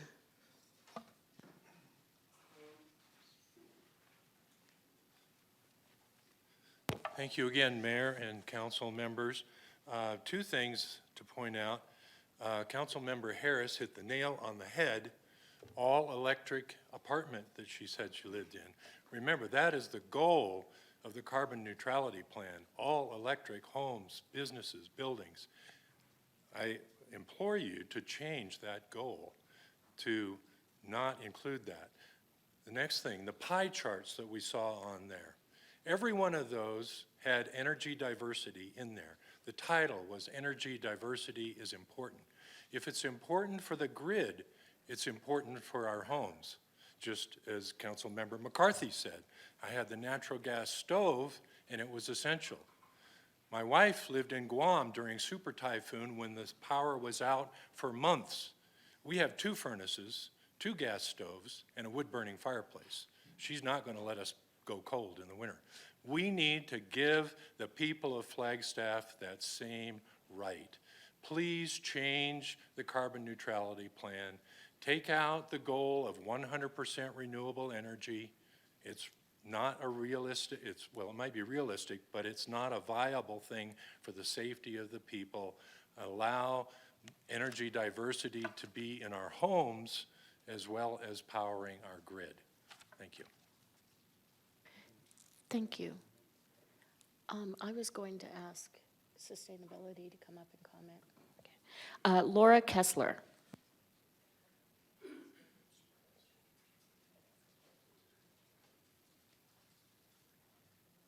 Hi. Boy, I really don't like talking, but this is so important to me. I have to come up here, and thank you to everyone for what you do. Since I've gotten involved in the last 6 months, listening to city council meetings here and online, I really appreciate the work you guys put in. I don't know how you do it. Anyway, why this is so important to me is, and I've been scribbling notes here like mad, so it's a little disoriented here maybe, but I'm really happy that APS acknowledged the importance of energy diversity, because I'm concerned about the hyper-focus on carbon neutrality right now. And as Tom mentioned, I did live in an all-electric society for 6 years. I was on the island of Saipan and Guam, and they were tropical islands. We didn't have to worry about freezing to death. We just got really hot. But our refrigeration went out for long periods of time. Grocery stores. We were extremely vulnerable during those times. And I know we're in a much more modern society. Guam and Saipan are, I wouldn't say third world countries, but they're not to the level that we are here. But I just want to point out that because we had some vulnerability in dangerous times, these were some things that we needed, being an all electric dependent society. We couldn't have survived without backup generators, huge backup generators. They were backup generators that cost millions of dollars if you needed a few of them. That was back then. I don't know what they cost now. Grocery stores needed them. The airport needed them. The hospitals needed them. The clinics, the city buildings, the sewage treatment plant, the banks, the buses, shipping, transportation, the schools, and that's just a handful that I can think of. They needed it, and the restaurants. McDonald's, they all had to build little houses to be weather safe in winter in bad weather conditions, and I would think we would need that here. That's a lot of money that I don't think people are really thinking about when we go to an all-electric society. We have to be prepared with diversity of energy. And I'm afraid other programs that are very important in the city are being eclipsed by carbon neutrality right now, such as the storm drains. You know, I'm a flood-impacted resident.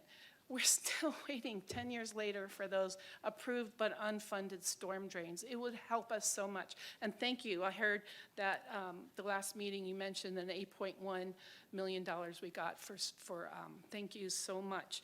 But then we got hit with high water bill. I mean, you know, and I guess I was unclear the last time I spoke. I think Mr. Aslin mentioned that it was an unclear thing that I had said, but I really didn't want higher water bills. I wish we could take that from the Sustainability Department for other very important issues. Thank you, Thank you so much. Michelle or Jenny, or do you want to comment on the energy diversity? I know this has been a hot topic since the beginning of drafting the climate action plan and the carbon neutrality plan. Absolutely. Good afternoon, Mayor and Council. Nicole Antonopoulos, Sustainability Director, and I'm just pulling up the actual goals from the carbon neutrality plan, and I am, again, happy to meet with any community members that have questions about our carbon neutrality goals. And so our priority, too, is to clean our energy sources, which is broken out into electric mobility, clean electricity, and building fuel switching. And not to sound boring, but I just wanted to share a few of the goals that are stated in the carbon neutrality plan as it was adopted, and then of course updated to incorporate the regional plan amendments and so forth. And so let me just scroll on down. I lost my page here while I stood up, so I apologize.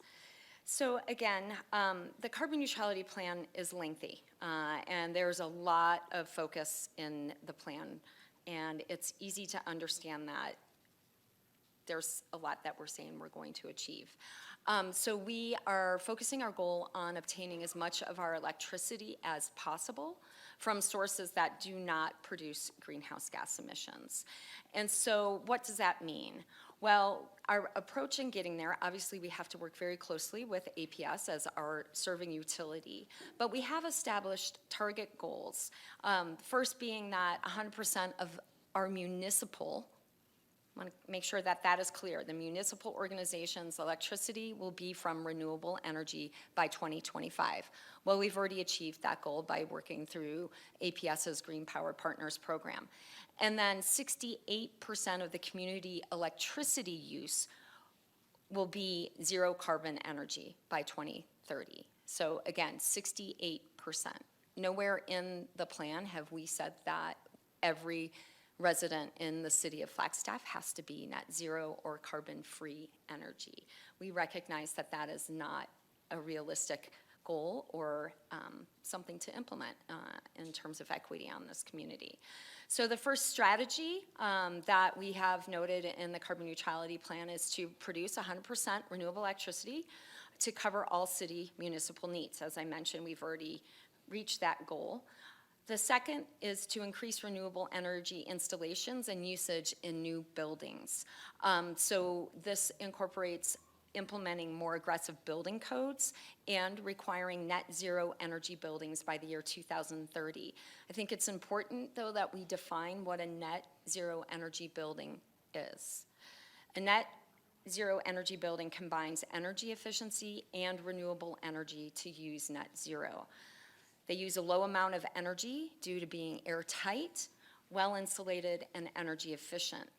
They typically incorporate incorporate renewable energy generation on site, like solar panels. Due to this low energy use paired with the energy production, these buildings produce as much energy as they consume. So that's the concept of net zero, is they are balanced out with efficiency, and what can't be achieved in efficiency is then offset in renewable energy.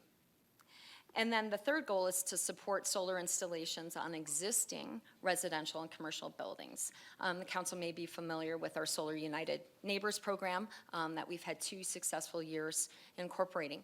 We also recognize that the market is dictating a lot of this and that we have no influence in this space.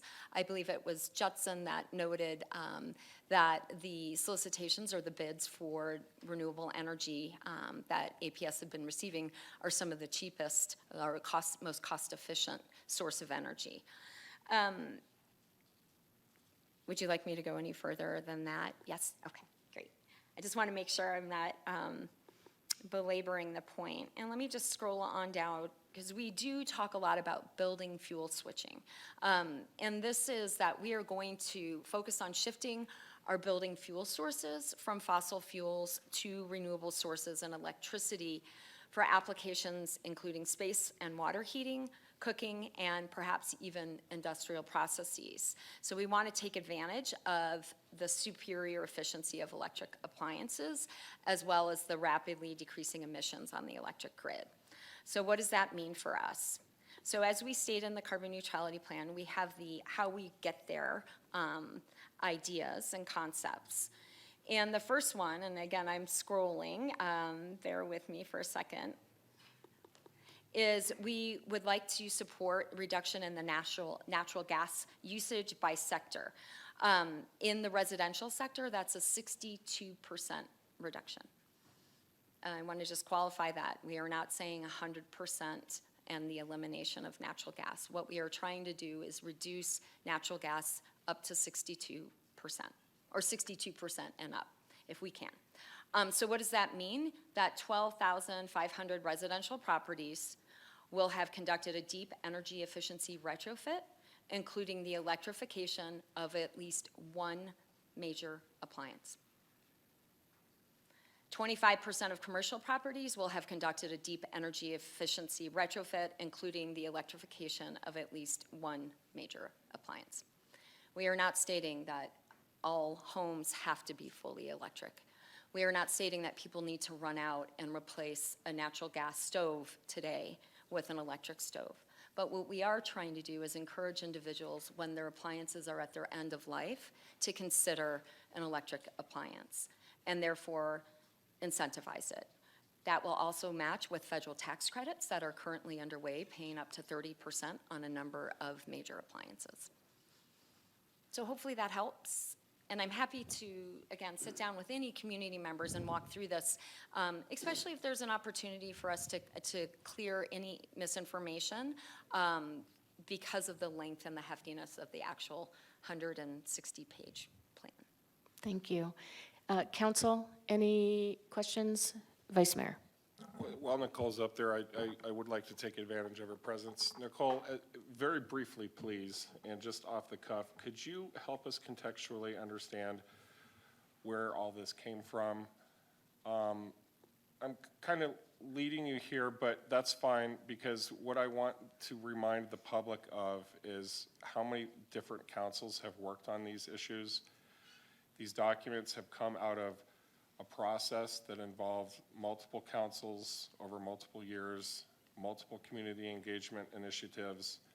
The $4 million we just spent on weatherization and upgrades to all city infrastructure did not just magically appear overnight as something we decided to do in short order. Could you just contextually help us understand where we're at and where we've been and where we're going with all of this? Because I do think it's important to be reminded of the journey that the city of Flagstaff has been on and the number of different conversations and community dialogues that have preceded where we're at this point. And maybe throw in some APS narrative there too. Jenna, it's great to see you here today. I've appreciated being in the room with you over the past 5 years. As we've all evolved together in our understanding of what is possible and what we can do and what we are achieving. So just help us, tie that in a bow a little bit. Absolutely, Vice Mayor. Thank you for the opportunity to share some of the background. The conversation to be 100% reliable on renewable energy started in earnest in 2016 with the former City Council. In 2017, sustainability staff were directed to achieve 100% clean energy for the city organization and the Flagstaff community. As such, we were then given the go-ahead to draft the city's first community-wide climate action and adaptation plan, which we then undertook developing with a steering committee, technical consultants, and more than 1,000 community members. Following that, there was a call to action from the Flagstaff community with declaring a climate emergency, and a petition was presented to the City Council in 2019, and then Council at that time in 2020 directed staff to move forward with developing a carbon neutrality plan, which was requested in the climate emergency declaration. The other element of that was that carbon neutrality by 2030 was in the petition. And so staff were directed to move forward with developing a plan to get our community, our organization and our community at carbon neutrality by 2030. As such, we worked with over 3,000 community members to develop the plan. We also hired technical consultants to help us work on the numbers. How can we achieve this? We recognize that we cannot get to carbon neutrality by energy efficiency alone. And that is where carbon sequestration plays such a large role in our carbon neutrality plan, making up 56% of our toolbox, if you will.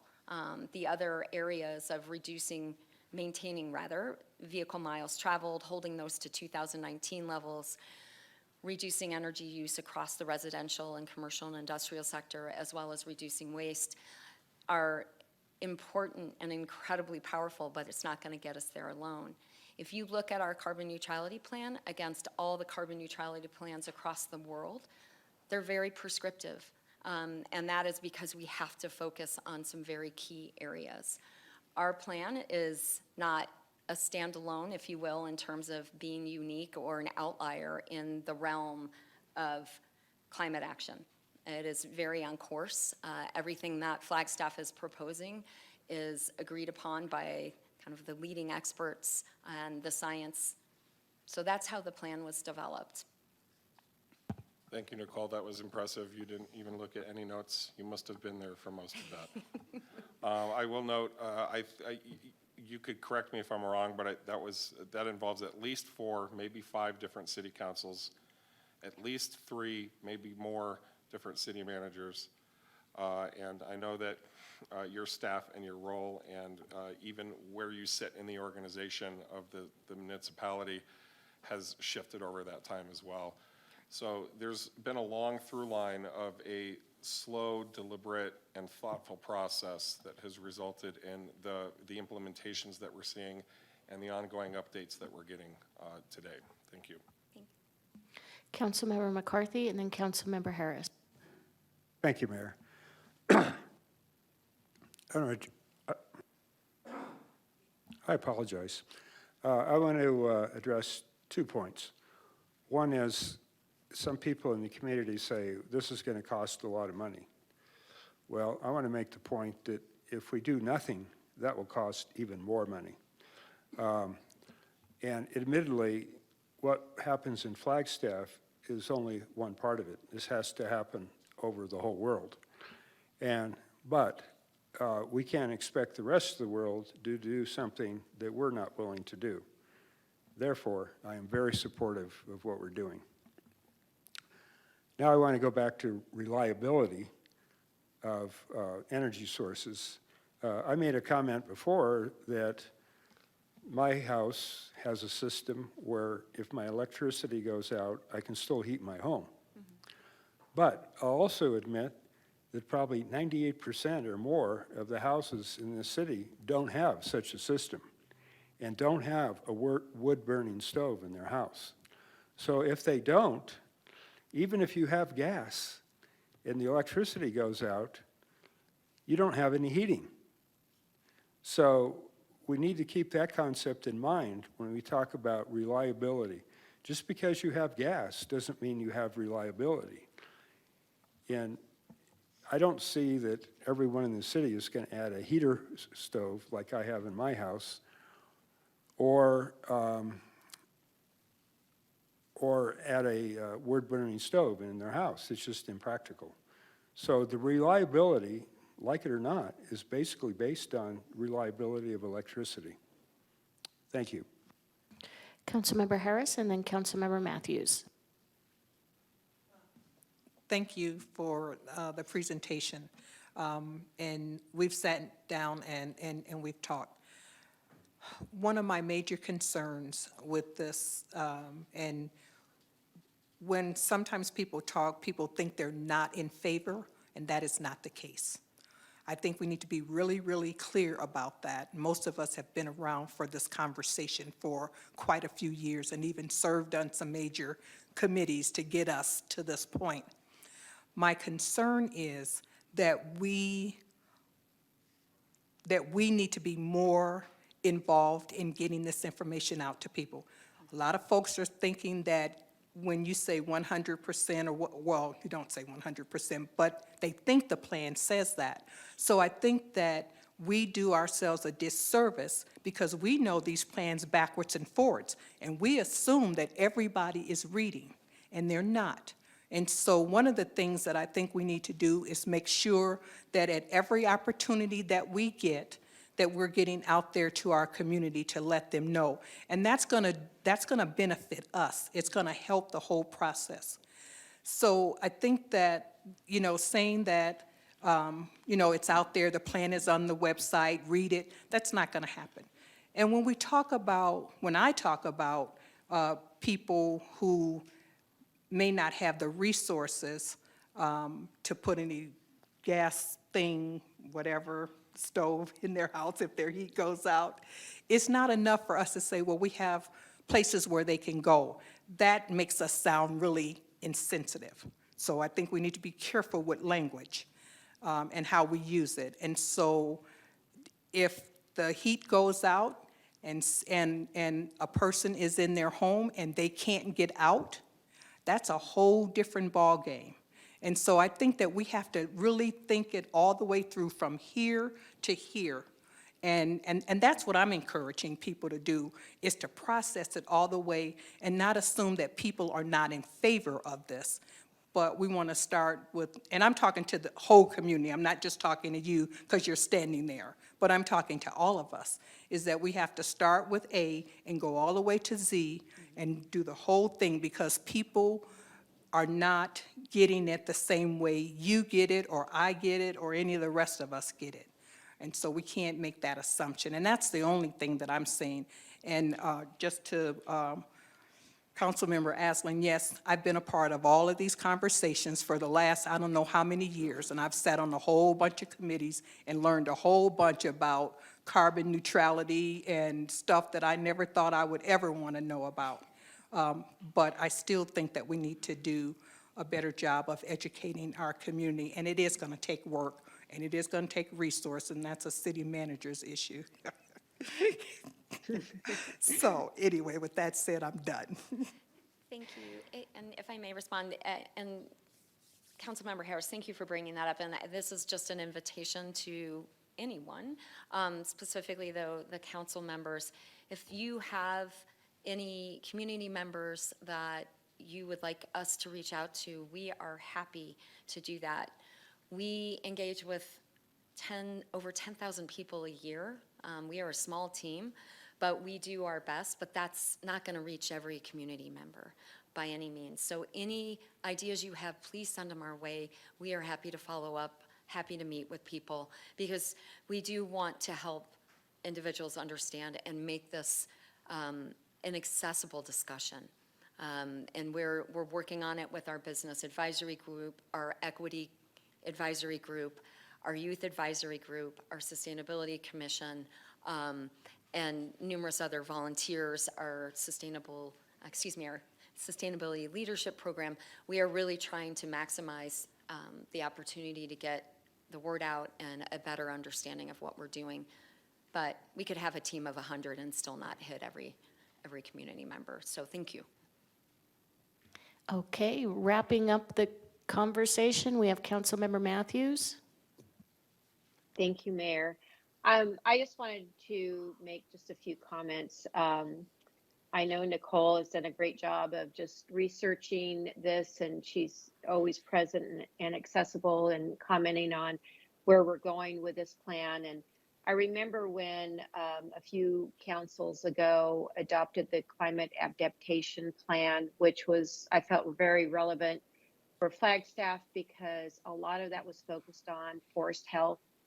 We have the largest ponderosa pine forest in the world, which is the largest carbon sink in the world. And we have a responsibility in my mind to keep that healthy, because that does benefit globally the carbon emissions. We had warming stations during the storms last year. I think Nicole or Jenny had mentioned those, but nobody used them. my big concern is with our most vulnerable community, people that don't have vehicles, they don't have resources that some of us others do. And again, we are in a climate that has severe cold weather, and I will always focus on that to make sure that we are not, we talk about housing, we talk about affordability, and it just seems like all these plans that we have consequences, and some of them are unforeseen or unexpected consequences. And just reading what Tucson just went through, which is a very progressive town, in my opinion, they're really going towards the carbon neutrality goals.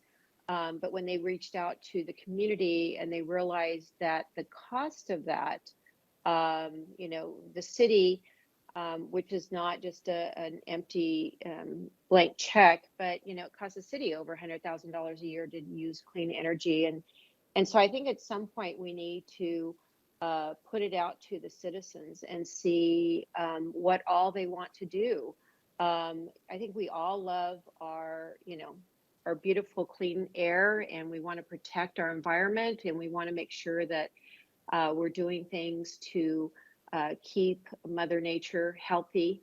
But I think Vice Mayor Aslan said it's gone through several city council people, which is all of 7 over a couple of years, and that may or may not be a good representation of what the city as a whole is. So I think when we start talking about financial impacts, I think there might be a discussion necessary coming soon that we do as Tucson did, and put it on a special election or next November, and just make sure that the 80,000 people want to prioritize and want to absorb that additional cost to reach those goals. I know the stormwater rates are hitting people pretty hard. A lot of people didn't realize, even though we tried to reach out to them. So I just wanted to put it out there that I think that there may come a time soon that we need to actually ask the population as a whole, and not just a few hundred or 1,000, and get it voted so that we can have a level of comfort knowing that this direction that we're going in, to the extent that we're going in it, is supported by our community and stay transparent. And so I'll leave it at that, but I just wanted to make that comment. Thank you. Short comment from Councilmember McCarthy. Well, I'll let you decide if it's short. Tonight, we've talked about a lot of things like clean power, blah, blah, blah. What the agenda item was is grid reliability. Now, Janet made just a very brief comment about redundancy of sources. So I think the biggest takeaway for me, as far as grid reliability, is that I think it's very important that APS have their redundancy. So if a tree falls across a transmission line, it's like, fine, we can switch power through an alternate source and have as few as possible people that are affected by it. So we do the same thing in our water system, where like if a water main breaks in one area, the water can come in a different way. So instead of just a quick thought on that, I think there needs to be a real focus on redundancy. I worked in the aircraft industry, and everything on that airplane, short of the wing, was designed so if it failed, that something else would take over and allow the system to still function properly. Like if a valve stuck full open, or if a valve stuck full closed, fine, the system would still work. So I think that redundancy in the major power lines that supply areas, redundancy, very important concept. And I see APS people shaking their head yes, so I appreciate that. Was that short? No. All right, sorry. Thank you, Councilmember. Janet, do you all feel like you've had ample opportunity to present your information? Do you have anything else that you'd like to add? Okay, thank you. All right, we are moving down to item number 11, annual report for Moonshot at the Northern Arizona Center for Entrepreneurship and Technology, NACET. Welcome. Hello, Mac. Oh, crap, that wasn't what I meant to do.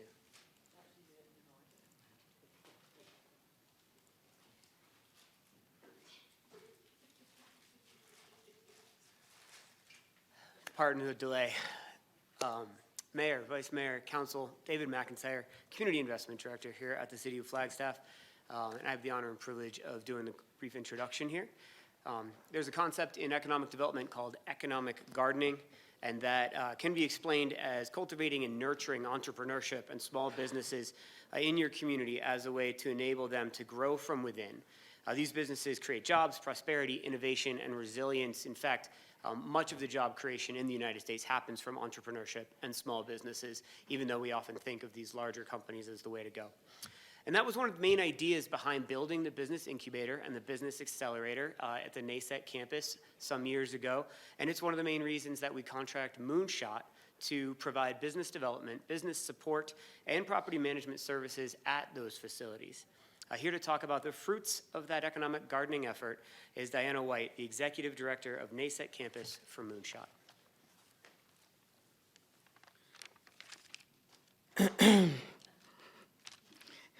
Greetings, Mayor Daggett, Vice Mayor, and Council. I think I'm supposed to use this, yes? You got it. Okay, thank you. Moonshot at NACET had a great 2022, and I'd like to share some of the successes with you. Please allow me to introduce our team before I get started. Angela Hamby is our Director of Events and Community Relations. I started in my role as Executive Director of the campus in March of 2022, and Raina Ramsey is our Facilities Coordinator. Together, the three of us are working towards more streamlined operational processes on campus, as well as a strong focus on community outreach. So let's take a look at the numbers for 2022. This data is an aggregate of the numbers provided by our tenants. Investment in our tenants' ventures almost doubled from the year before, with over $14 million in funding. Total revenue generated by our companies was almost $43 million, an increase of 43% over 2021, I apologize.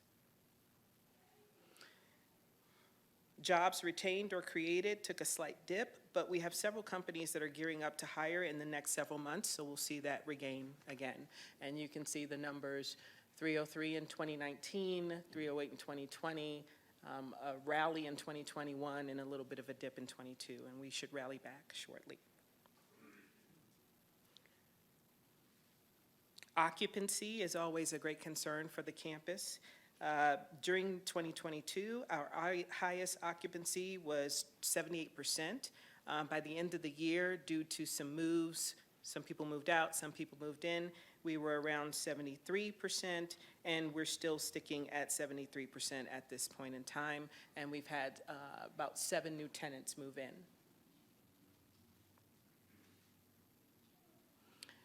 Let's take a look at Moonshot events.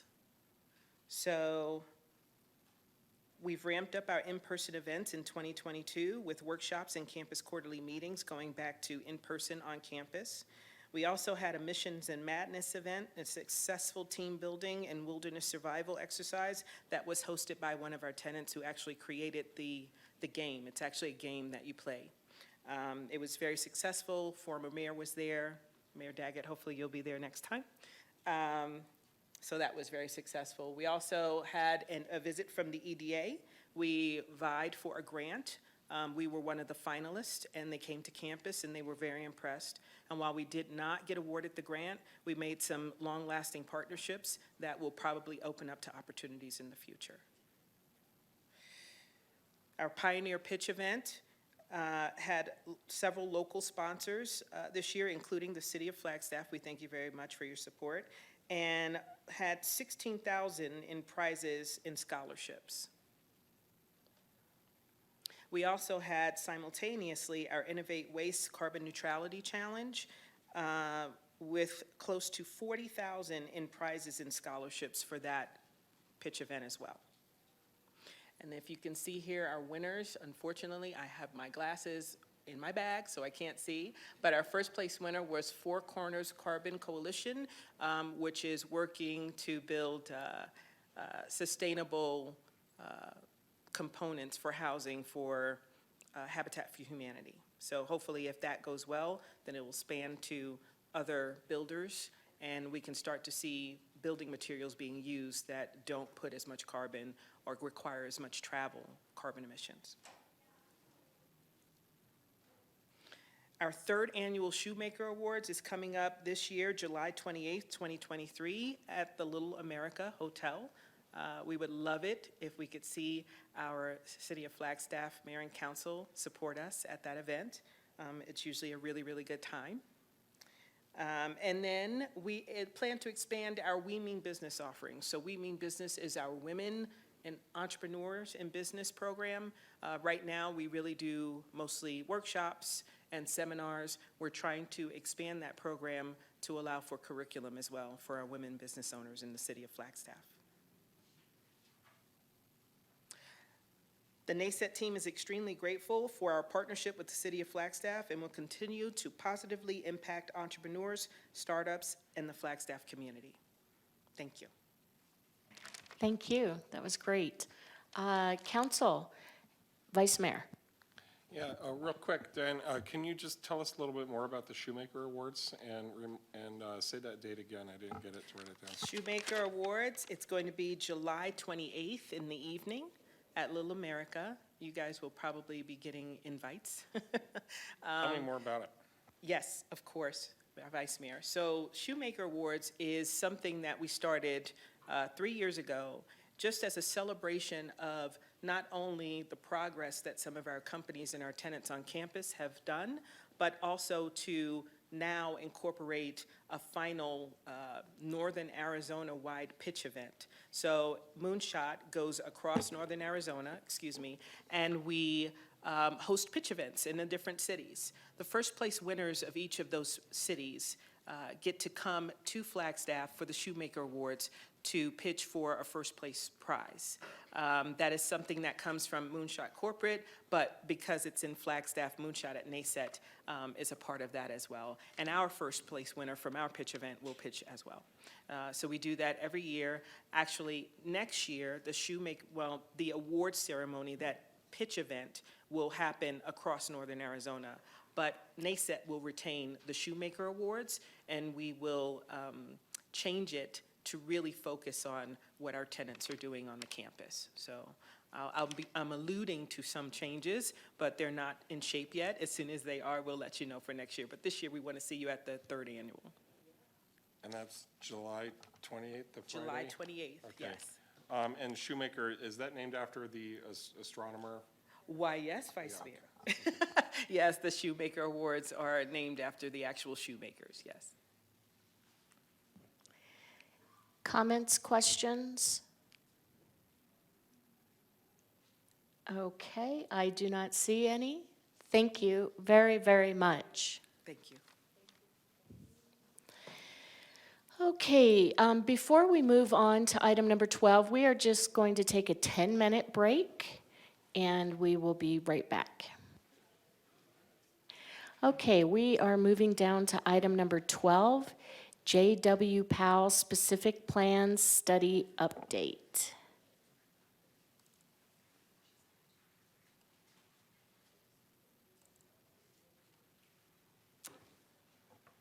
Good evening, Mayor, Vice Mayor, members of the council. Thank you so much for your time this evening. David Peterson, Capital Improvement Project Manager, and I'm joined this evening by Michelle McNulty, with our Planning Director here at the city, as well as Julie Lead from Peak Engineering, as well as Christopher Tressler from the Coconino County as well. So I'd like to thank them for their time and participation in this presentation this evening as well.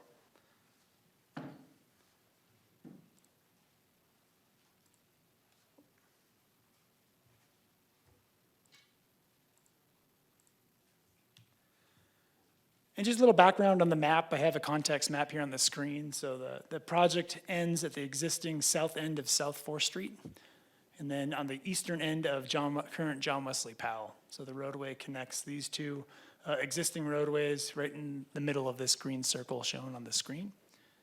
But perhaps a better map to show is this one on this screen that shows the alignment that was approved by council back in July of 2022. So we had a meeting at the end of June, we had a meeting in the beginning of July with strong public participation, and council moved to have sign the final alignment with that one that's shown on the screen as the yellow line. One of the things I'll refer to in this presentation, and this is the last slide as well that we'll leave on for the discussion at the end, but this purple L-shaped parcel here was the former state land trust parcel too. So when I refer to the state land parcel, keep this purple fuchsia colored parcel in mind. And I'll point out real quickly that the alignment before, the original alignment that is referred to, cut up through South 4th Street here and then came up and connected up here, just for reference on that one too, on the previous alignment. To introduce the project team, we have a myriad of city staff that are involved in this project. Many hands makes light work, and I think I would like to add to that many hands makes a successful project. So this is a very large project that takes a lot of brilliant minds. Humbled to be able to serve on this team. It's wonderful to work with an amazing amount of community service partners that are here, as well as city staff and our consultant, Peak Engineering, and their sub-consultant, Swaback, which is an architectural planning firm that's out of the valley as well. I was torn on what to put in here in an update. This project goes back well before my time at the city, but I became involved in 2019. The contract with Peak Engineering started in 2018. We really started having an increased presence here at the council back in 2020 when we presented the land use framework. So kind of working on a planning effort on looking at activity centers, looking at public facilities, talking about, kind of beginning the discussion, testing assumptions on what we can do in this area to really serve and foster our community. Back when it was the original alignment, we had a lot of meetings and public open houses and meetings one-on-one with property owners. We had exhibits showing them what their front yard would look like with the new alignment through their yard. So we had a lot of input and a lot of public opportunity, which is also a large aspect of Change Order 5, which is what part of the update, part of the ask in this presentation is Change Order 5, which will be coming forward to council next week to make a decision or approval on that contractual change. So tonight, we always like to do, whenever we're coming forth with a contractual change, we always like to provide an update as well. It's a big enough project that there's enough going on. There's always new information to share on this. So in about spring to early summer of 21, that's when the large parcel property owner, the hands changed ownership from that state land department parcel, that 405, to the private sector. And that really opened up the possibility of having an alternative alignment going through what we're calling the large parcel property owners. So they're the large parcel and small parcel property owners. The only differentiation there is just the size of the parcel that the landowner has. It's the only delineation there. It's approximately about 20 acres or so, but it helps determine when you're talking about a lot of parcels in an area, just kind of to separate the two. So back in that mapping exhibit in the beginning that we'll show in the end, the small parcel property owners were those ones on the bottom right in the green and the orange. So it's about 420, 430 acres as well. So then we have a project website, which the QR code is on the last slide of this as well. And we try to keep that updated. There's a lot of information that's coming across, and we try to keep that updated as much as we can. That came right before our time here at council in the end of June and the beginning of July last year when we were having those public participation sessions along with the alignment selection. And then we have been working on the last 3 to 5 months really scoping the specific plan. So Michelle is the brilliant mind behind the planning, and she'll go in more detail in the presentation on what a specific plan is. It's a term we'll be throwing around a lot in this presentation. But really trying to scope that appropriately for where we're at. So back in the day when we started back in 2018, the project encompassed a really large, very extensive specific plan because the regional plan was so far away. Well, here we are in 2023, 2024, and the regional plan is really at the crux of where we are in the planning department. So we don't need all the variables that were present in that specific plan originally, currently.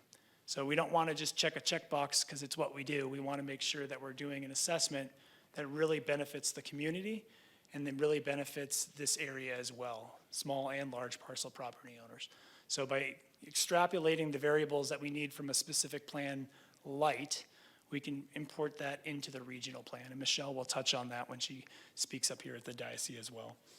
And then I would be amiss if we didn't get to talk about the flooding. I'm sure that you've seen many of the emails that have come into city staff and city council, as well as the county. We have been working hand in hand with the county.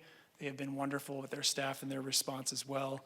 I'd like to thank City Manager Clifton as well for orchestrating and cultivating a letter to the parcel owners that were out there as well to let them know that they're supported and a valuable part of our community.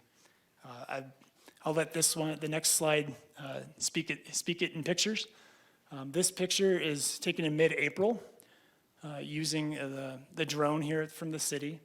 This is not the peak of the flooding, but it is pretty representative of what they were looking at out there for an extended period of time. So for a background, this hot pink line here on the bottom left, this is Harold Ranch Road. If you're driving east on Butler, right after Little America and right across the street on the south side from Black Bart's, there's a right turn that just kind of slips off Butler, and that's Harold Ranch Road. So if you follow that road down, it eventually intersects the Rio de Flag, which is shown here on the right. And you can see for scale, it's about just under 2 feet of flood stage on the gauge. And here's a truck that's making a valiant effort to cross there. So there was a time when residents were behind these flooding waters, and we have residents out there that have shared with us that they care for their elderly family members. We have a lot of people that are on cisterns that have to haul water. They have livestock. Not that any part of our community should never have, access to emergency services, but in this area, it's the same thing. They need to have the access that is all-weather reliable. So it's been an honor to work with city and county. It's kind of a jurisdictional playground of activity on that road. So it's something that takes the entire team to be able to orchestrate here. And I think the theme behind this slide too is that we're working on short-term and we're working on long-term solutions. So keep that in mind as Chris comes up and speaks as well. And as we work on the city end, we're in discussions with the property owners to figure out alternative ways that we can connect to that South 4th Street now that the alignment's further to the west. So those discussions are in very preliminary stages, but they are happening. So as more details come along in this process, we'll be happy to keep council up to date on those discussions and those decisions at that time. But at this time, I'd like to call up Christopher Tressler to share more on the county end of the flooding. Thank you. Councilmember McCarthy has a question. A quick question. Could you bring up that map again that showed the alignments and then show us where on that map this flooding is? Yep. That's short. I'm just going to go to the end because it's faster. So the yellow is the alignment, and Harold Ranch Road comes down right about here, and the crossing is right here actually on Canyon Del Rio. So it's actually on private property. So it's on Canyon Del Rio, about approximately right where that dot is. I appreciate that. Thank you. Thanks, David. Mayor and council members, I'm here to represent Coconino County. I'm the Public Works Director. I also serve as the county engineer. And this winter, we definitely had a reminder that there are parts of Coconino County and city of Flagstaff that are very much rural. And with the pictures David showed, you can see that access was all but cut off to the rest of the city by city and county residents. Some of the activities we undertook to try to help alleviate some of the anxiety and stress of these residents, that we worked with the sheriff's office and search and rescue to develop a strategy, a time period throughout the day in the morning and then in late afternoon that residents were shuttled back and forth across the wash of the Rio de Flag to try to give them access and give them some sense of normality. But it's definitely worst case scenario this year as the snow melted, that this crossing is a low water crossing, and it's expected that it's going to be potentially inundated with water when we have monsoon storms that raise the stage of the Rio de Flag, or when we see snow melt runoff like we did. And this runoff event, it's tough to put a reoccurrence interval, or how often can we expect to see this type of runoff happen. And some of the numbers that have been thrown around, something about a 50-year event. And so what that means really is it's 2% chance in any given year that we could see runoff like this. And that hasn't happened very often, but it certainly happened this year. Coconino County, in more of the short-term fix of the area, or short-term solutions, that we saw significant erosion. We saw a lot of velocity of the water through the crossing. And so we want to eliminate that erosion as much as we can, so that when water starts to recede, it may still be wet, but we want cars to be able to drive through this on a paved crossing. And so we're going to work this construction season until winter comes to develop a strategy where we're going to extend the concrete aprons that are there. That's what we saw fail or erode, is just outside of the concrete aprons. Caused a bunch of erosion that made it almost impassable even to high clearance vehicles.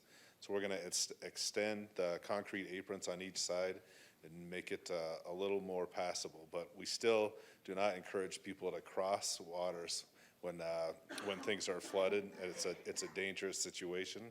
But I think as the regional plan, as other developments come into play, like long-term, we're hoping to relieve some of the stress at this crossing with other accesses and other ways that the communities can have ingress and egress. With that, that's all I have to present, if there's any questions. Thank you.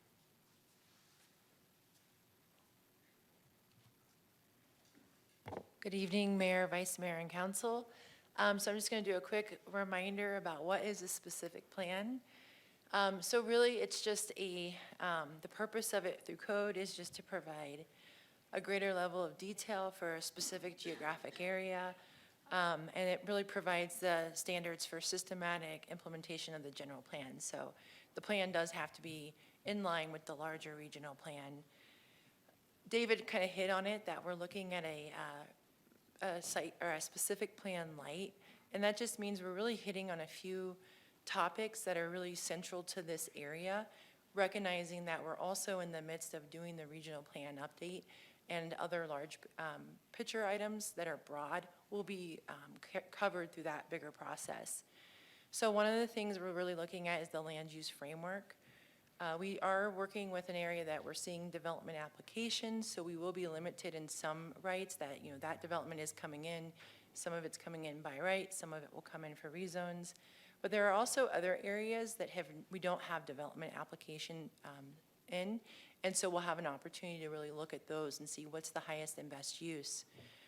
Especially given the terrain of this area, it is a heavily treed area, also slopes and floodplains. So this will give us the opportunity to look at the development potential and kind of weigh that from the applications that we're seeing, what the regional plan called for, and what is the viability of this area. We're also going to be looking at the activity centers. The regional plan called for 5 activity centers. There's some question of whether this area can really support that. So we need to reassess that, as well with the alignment of the road changing.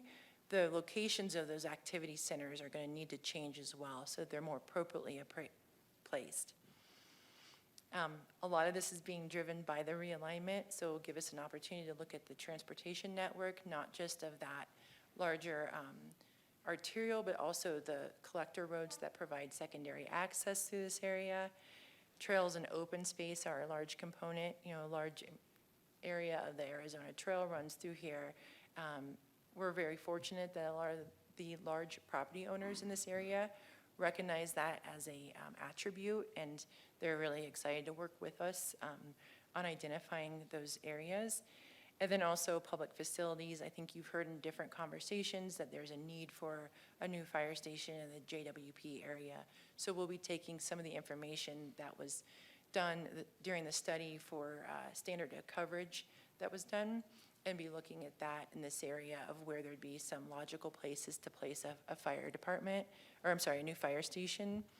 And then all of this will inform the regional plan update with more specificity for the area. Sorry, it's always a hard word for me.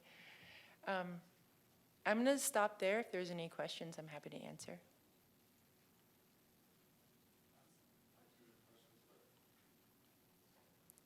I have some questions, but I think it might be more appropriate when you're finished with your presentation. Okay.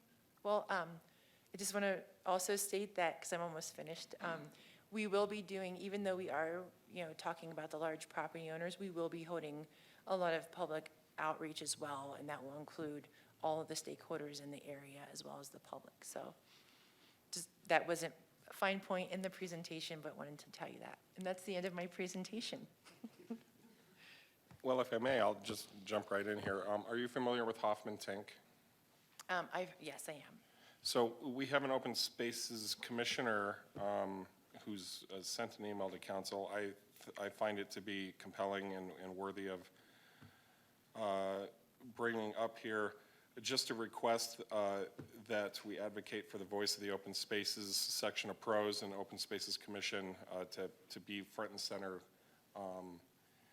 as we move forward with the contract of the new specific plan. I don't know if you want to react to that or bring up any comments or concerns about that, but I just wanted to voice my appreciation for the email that came to us from our Open Space Commissioner and advocate for what she's talking about. Yeah, I guess my reaction would be we're completely on board with that. We've already been meeting with members of PROS on certain acquisitions that they're interested in that area and trying to strategically figure out what is the best area for them to ask for. Part of that is getting the alignment together to really realize what would be the best pieces for them to acquire. And then as far as that, I think if one of the pages that details the specifics, we actually have quite a bit of scope addressing the open space as well as the trails in that area. So we already have that on our radar. I think the only thing we didn't have is maybe going to the Open Space Commission, and that's something we can add to the scope. So, yeah. Other questions or comments? Council? I don't see any. Okay, thank you. Thank you. And Vice Mayor, I'll add to that too, in the fact that part of that, Hoffman Take's really critical to that area as we've been working with Arizona Game and Fish and talking about wildlife crossings and corridors. So that area is really critical, and also in the context of open space, but also in wildlife crossings. So to double dip on that. Thank you, Michelle. And then I was just going to wrap up the presentation talking a little bit about change order 5 and what the ask in this contractual change is. It's broken into 5 tasks with two additional tasks. One being your basic project management, orchestrating contracts on their end, as well as orchestrating public involvement meetings and coordination behind that. It is, like Michelle said, going to have a large public involvement, as it should, when you're fostering, development and cultivation of a new large area, 2,200 acres of our community. Critical review of the background information, that's task 1. That's a lot of base mapping, coming up with the goals and objectives of the project, memorializing the public participation plan, as well as doing a market analysis of the area. Number 2, the task is the analysis of the land area. And this one looks at the environmental overlay analysis, so looking at slopes and floodplains. Like Michelle said, it's a very topographical rich area. It's not as simple as the map we show here on the screen, and all 2,200 acres can be developed.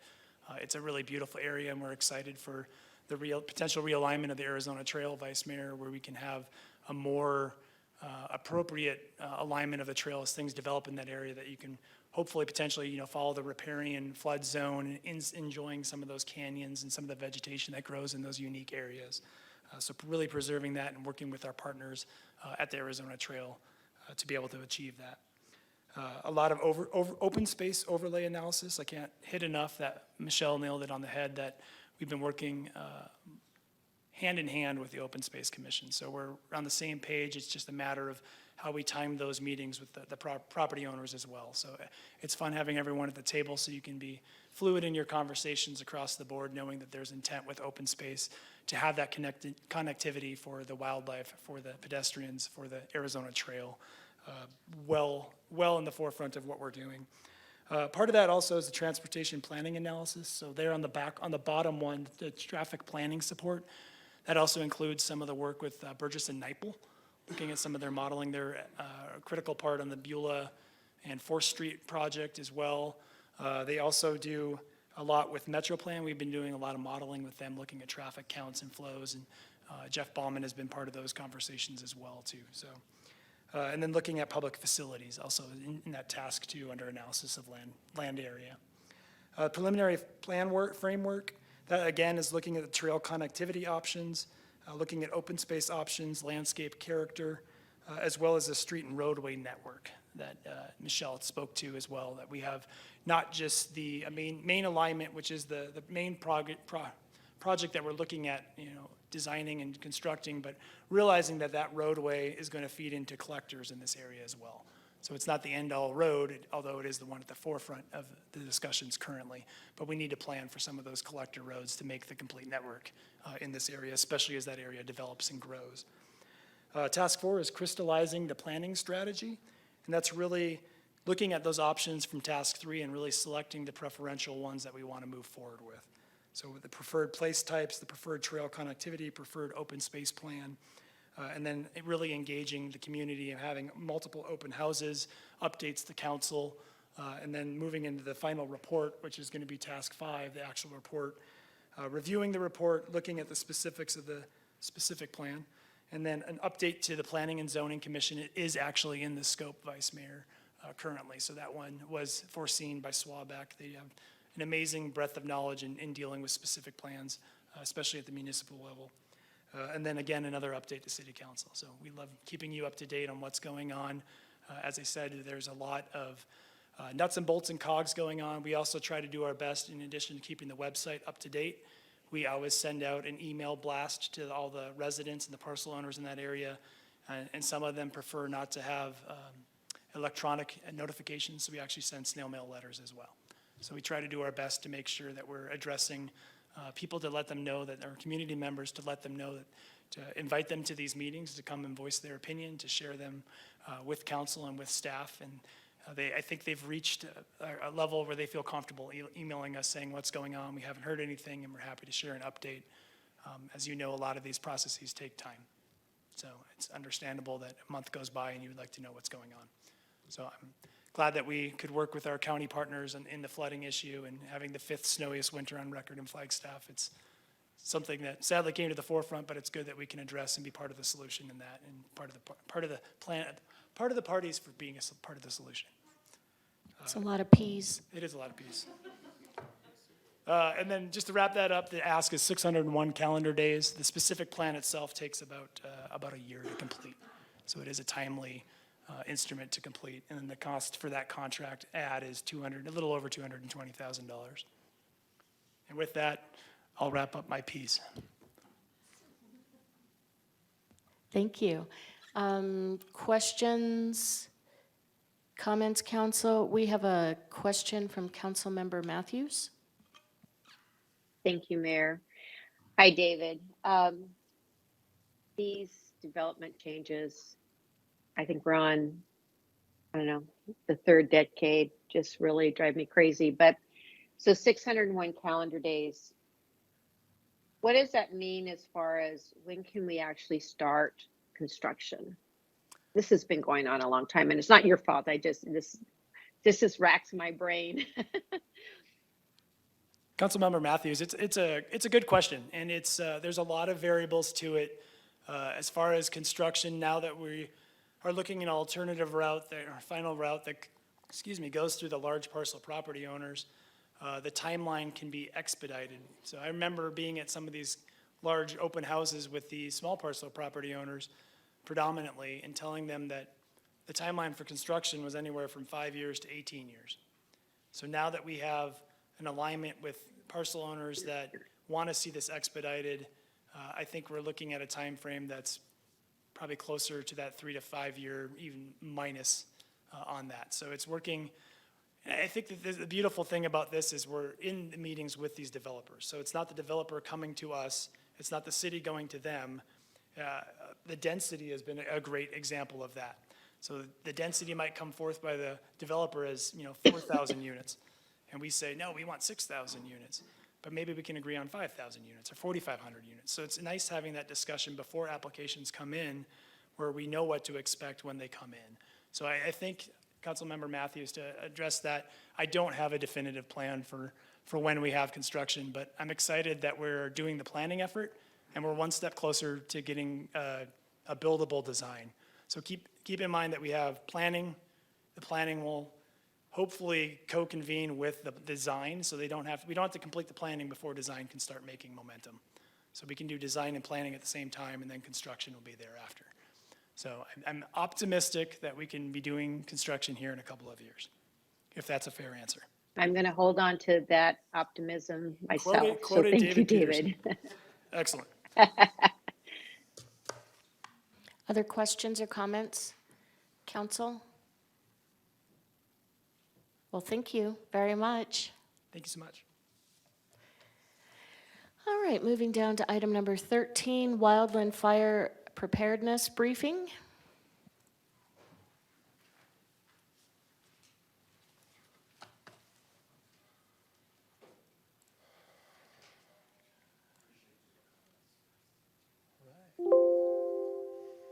Whoops, now I've done it.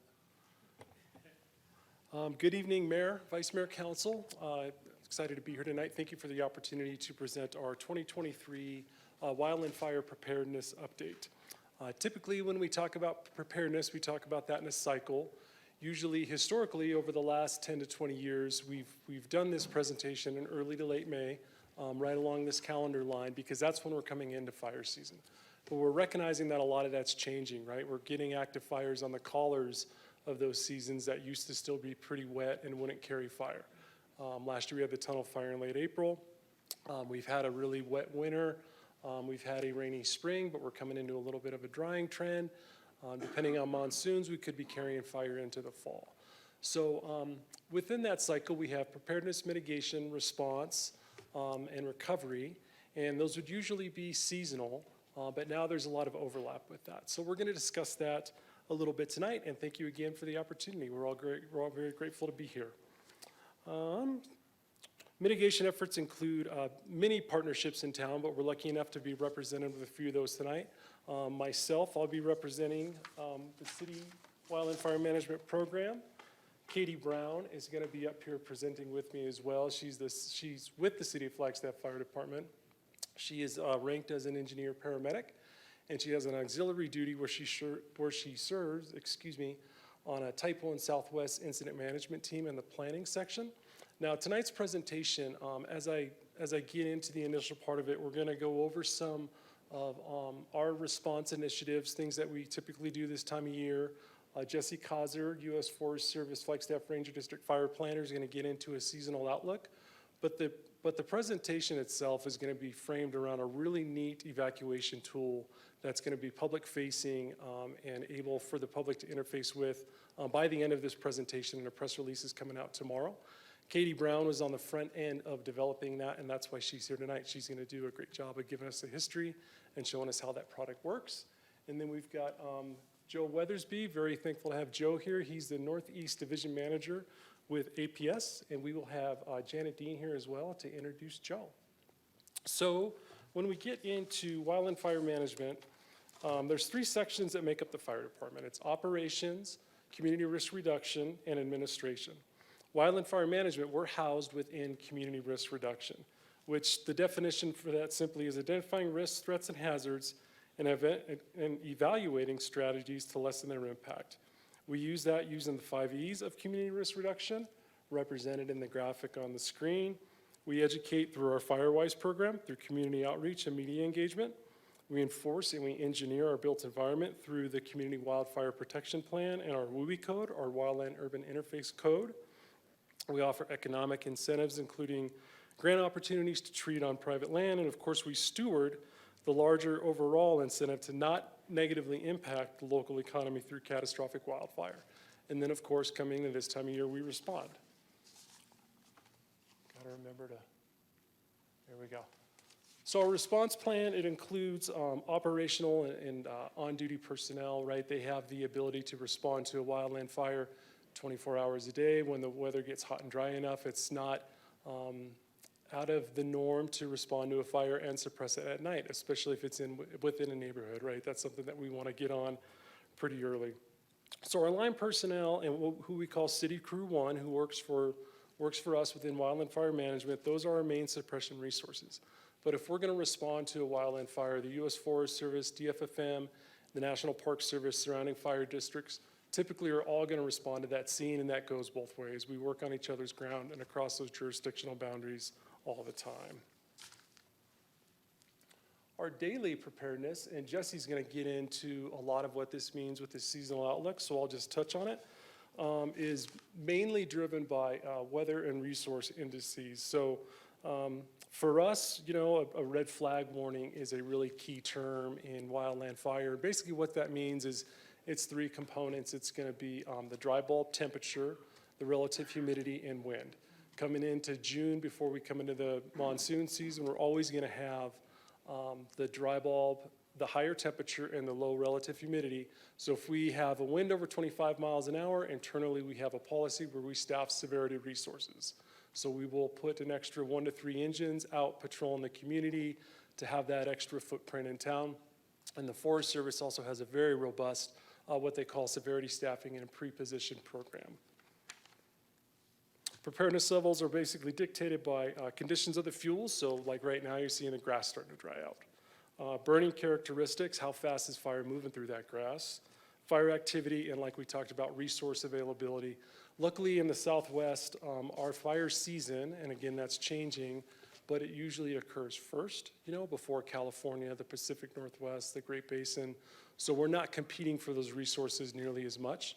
And so a lot of times the Forest Service, larger federal agencies, they will do what's called pre-position those resources. So if there's 5 hotshot crews in the Pacific Northwest with nothing to do, they'll bring them down here and they'll stage them in Flagstaff, and you'll see those guys driving around town. Aviation resources. So, you know, really to boil it down to its simplest terms, again, Southwest fire season being first on the calendar, they're close and they're available. They're typically in the larger metro hubs, Phoenix, Tucson, Albuquerque, and there's a large tanker base in Prescott. A point that we want to be clear on, though, is suppression versus support. Aviation resources are not meant to suppress a wildland fire. Always and forever, and excuse the industry jargon, but wildland fire is extinguished and put out with boots on the ground, firefighters using hand tools, mixing cool, wet mineral soil with hot burning materials. So anytime, like right now, the Miller Fire has 2 helicopters supporting the operational efforts that are staged out of Sedona.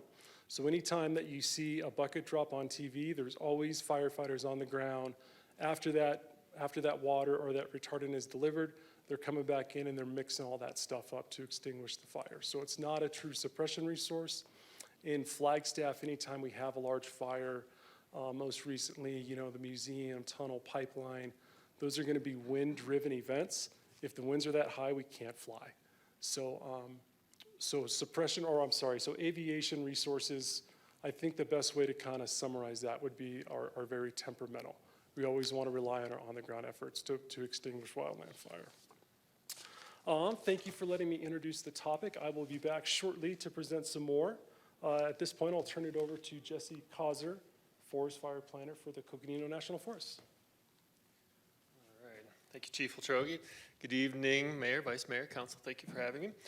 So part of my job as the fire planner for the forest is to manage a lot of the analytical pieces of the fuels, weather, and a lot of the components that go into our fire danger ratings that inform how we staff. And so I wanted to point that out because that's one of the relevant pieces to tonight and what my discussion will be here about the seasonal outlook. So I want to touch base because one of the big things, the relevant pieces going into this is the moisture that we've had this last year, right? We've had a banner winter with 163, I believe, 165 inches of snow, almost 400 inches of snow up at Snowball. which is a group that really helps to drive the conversation on how much moisture we've had and what that does to the fuels in the area. So the slide that's up now references the Mogollon, the fire danger rating area. So it's basically the pine on the top of the rim.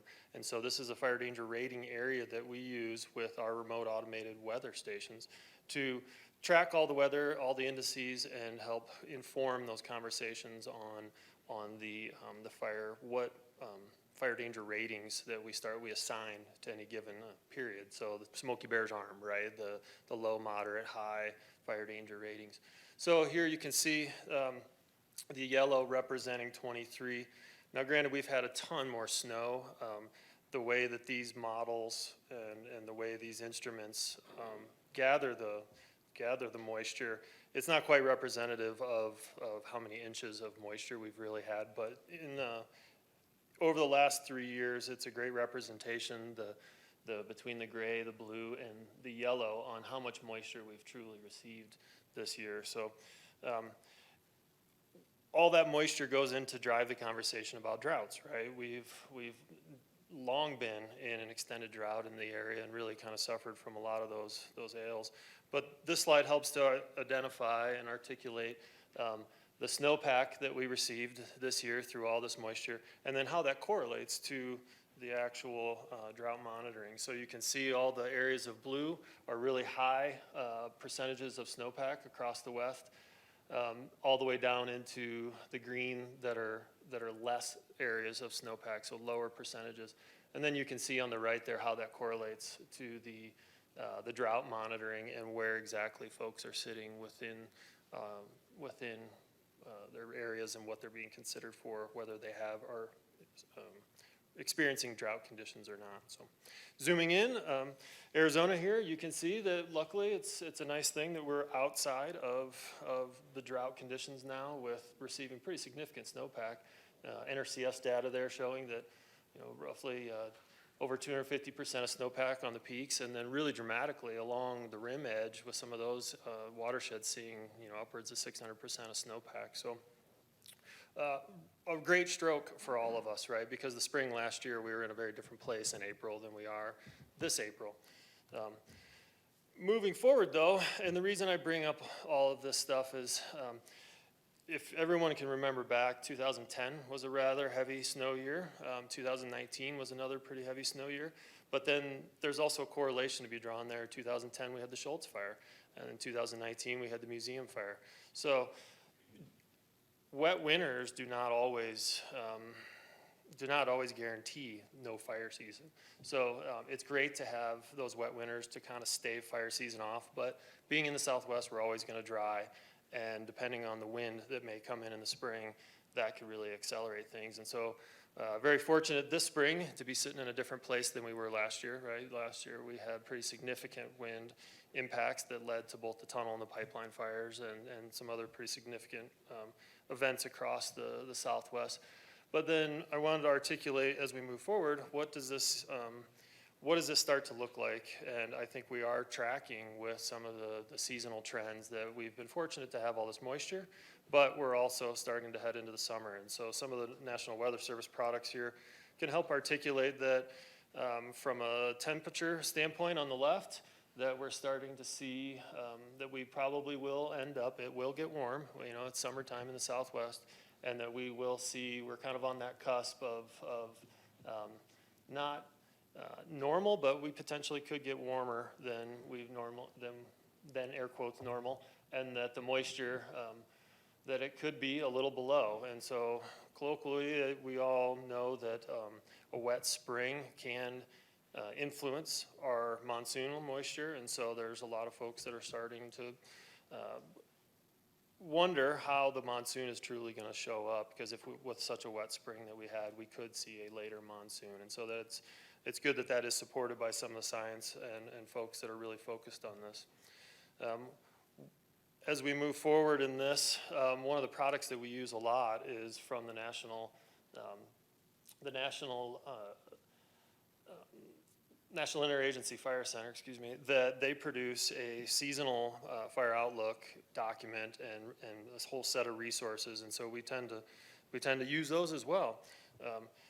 Some of the things that have come out of this year's assessments that I think are really pertinent for all of us right now, there's 3 bullets on the screen there that early summer potential for spring-like weak El Nino. So we did see that this spring, right? We had a very wet spring. There were a lot of us that started to wonder if that was the onset of the monsoon, but we were assured that it wasn't. That was just that tropical system that came in. The second, below normal significant fire potential is anticipated across northern Arizona. So what that means is that we're just not anticipating large fires because of all the moisture that's seen. And then it did touch on that the monsoon may arrive late in Arizona. So we'll see how that shakes out. But like you say, again, that's always kind of one of the things that folks tend to fall back on, that if there is a wet spring, that we could see a delayed monsoon. So fingers crossed that we don't, because I think everyone's enjoying the moisture and would like to see that continue to stave off some of the large fire issues that we've had in last year. And then finally, this just kind of helps wrap up the point and helps illustrate it again, that through those national products, you can see that we are sitting in the normal range, that there's not the expectation of increased large fire potential. And I wish there was more green on the map. I think everyone always does. We'd rather see lower fire potential, but at least we're sitting in the normal range and for the next 2 months, for June and July. So we'll keep our fingers crossed that the moisture stays and that the winds don't increase and become problematic. So thank you.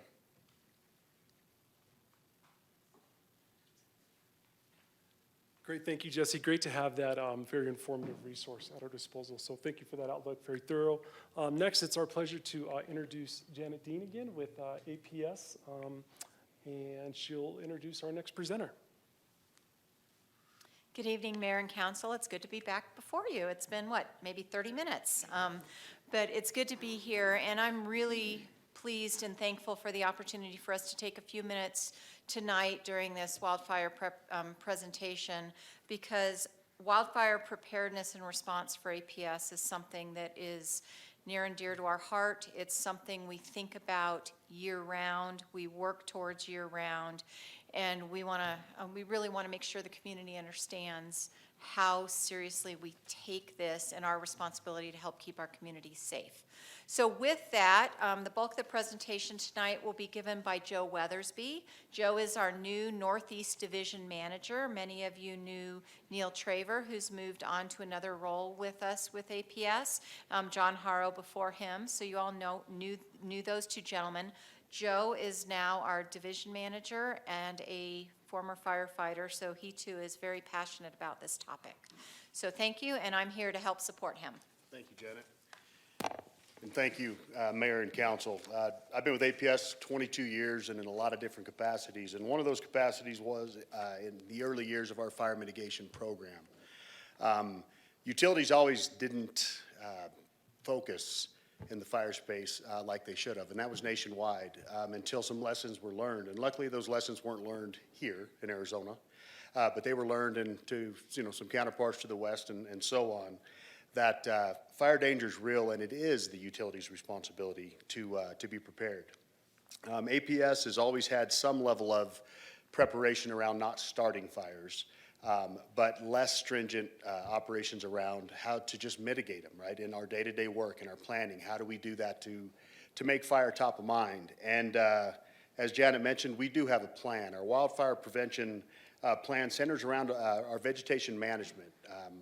You've seen, or I'm sure you've seen here in Flagstaff, our trucks or our contractors running around trimming trees, removing trees near our power lines that were identified by certified arborists who are track certified, that's a risk assessment certification. These trees are in some way too close to the lines, will grow into the lines before the next cycle year, which are usually 4 to 5 years, or can fall into the lines, have some defect involved in them that they can become a hazard. During the middle of winter, when these trees come down, which they do in the wintertime with snow load, fire isn't much of a thought or a concern at that point, but these same trees that are weakened throughout the fire season, we plan our patrols, if you will, after these times in these high, heavily forested areas to catch those trees that could have had that fatigue. That is part of our detailed line inspection, which we also do with our certified journeymen, our electrically qualified line workers, who will go out and patrol these lines. We call them fire mitigation patrols for that same purpose. Thank you, Janet. To now not just look at the vegetation, but actually look at the infrastructure. You know, what did it take through the winter or through a summer or high wind event? Is it secure? Does it need any attention at all, or is it in good working order? Again, during our annual elevated fire risk, so we look at these lines very, very regular in high fire risk areas. So during elevated fire conditions, much as what Chief and our friend from the Forest Service has mentioned, we're out there looking too. We're going to look again, and then we're going to look again, and then we're going to look again, until we have a very high sense of confidence that these lines are in a safe capacity to operate in these elevated fire conditions or in these elevated fire areas, where fires are a real danger. Another program, which isn't brand new, 4 to 5 years old, is DSAP, which is Defensible Space Around Poles. So you'll see our same crews going out and now clearing 10 feet around poles that have equipment on these. So equipment on the poles that can generate a spark for any reason, we try to clear 10 feet at the base of that pole. What we have found to pleasantly surprise has been is during actual fire events where fires did not come from our line but came into our line, our infrastructure was protected by that same defensible space around that pole. So it worked both ways in a lot of manners. So as we continue to work through that, we have a couple other protocols which I think touch our customers a little more. Thank you. And that is, we have devices on our lines that we call reclosers. Essentially what they are, they're devices that when they see a fault, so let's say, lightning struck an arrestor or anything like that, and the line sees that you see an outage for just a short period of time, seconds to a few minutes, and then your power comes back on. Well, these reclosers are the devices that see that and then try the line, if you will, re-energize the line. During elevated fire conditions, that's not the case. We can't. We don't know what that fault was, so we are not going to allow these devices to allow that shot, that additional test, if you will, on the lines until we patrol that with somebody boots on the ground. Much like Chief was mentioning, fires are not extinguished by that equipment or aerial. They are boots on the ground. Same thing from an APS standpoint is we are not going to re-energize these lines until we know for a fact that they're clear, they're safe. But that takes additional time. So where you could have seen an outage for 30 seconds to 5 minutes, it may be up to an hour. It may be more than an hour. You know the terrain isn't always favorable. And when we are either driving or walking and reviewing these lines to be certain that they can be re-energized, that does take that additional time. So one of the things that we like to convey during these discussions are in fact that is the notification to the customers that you could and more than likely will see longer outages during elevated fire conditions in elevated fire areas, such as Flagstaff. It's a heavily wooded area. We have our local troublemen who are available and prepared to respond 24/7, and those are the guys that will be out looking at those lines during those conditions. But one of the things that we always like to ask is, if you see something, say something. Right? Our power lines, we get multiple calls about low lines, leaning poles, things like that. Those aren't burdens. Those are blessings. We appreciate that. We don't have eyes everywhere. You see it, we didn't. We love going out and taking a look at that because then it's that additional item we can check off the list that that's either safe or, hey, we need to repair this. A lot of the times it is in our facilities. It's telecom, which run on the same poles, but we'd rather be certain that that's the case. So, my ask to you is, to help convey the messaging from our elevated fire conditions for the durations of or for longer duration of outages, as well as the approach, if you will, the strategy of see something, say something. All the eyes running around are much more, I promise you, much more productive than just ours. So, with that, any questions?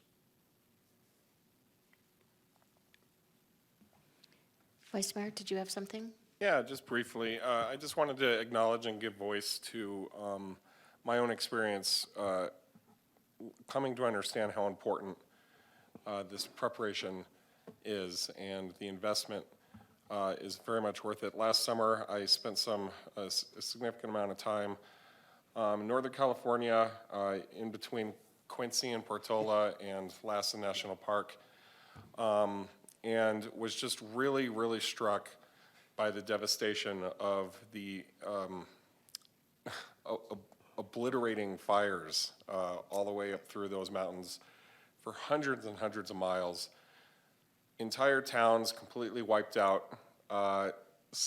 Big signs with lawyer names on them, call us, you know, PG&E was mentioned everywhere. So I think that's maybe one of the cautionary tales you were referring to. That's more recent. But anyway, I just wanted to give voice to that personal experience I had in depth traveling through an area that has been absolutely incinerated and devastated for generations to come because that preparation wasn't in place and available, and those resources weren't there on the ground, and the responsibility wasn't taken in time. So really great to get this update and to feel comforted, at least at a lower level, that these mitigation efforts are in place. And hopefully when those problems arise, we can put them out or at least address them very, very effectively and quickly. Thank you for what you do, and thank you for the investment the APS is making, and for acknowledging the issue, the concern, and the responsibility. Absolutely. Thank you, Vice Mayor. Thank you, Council.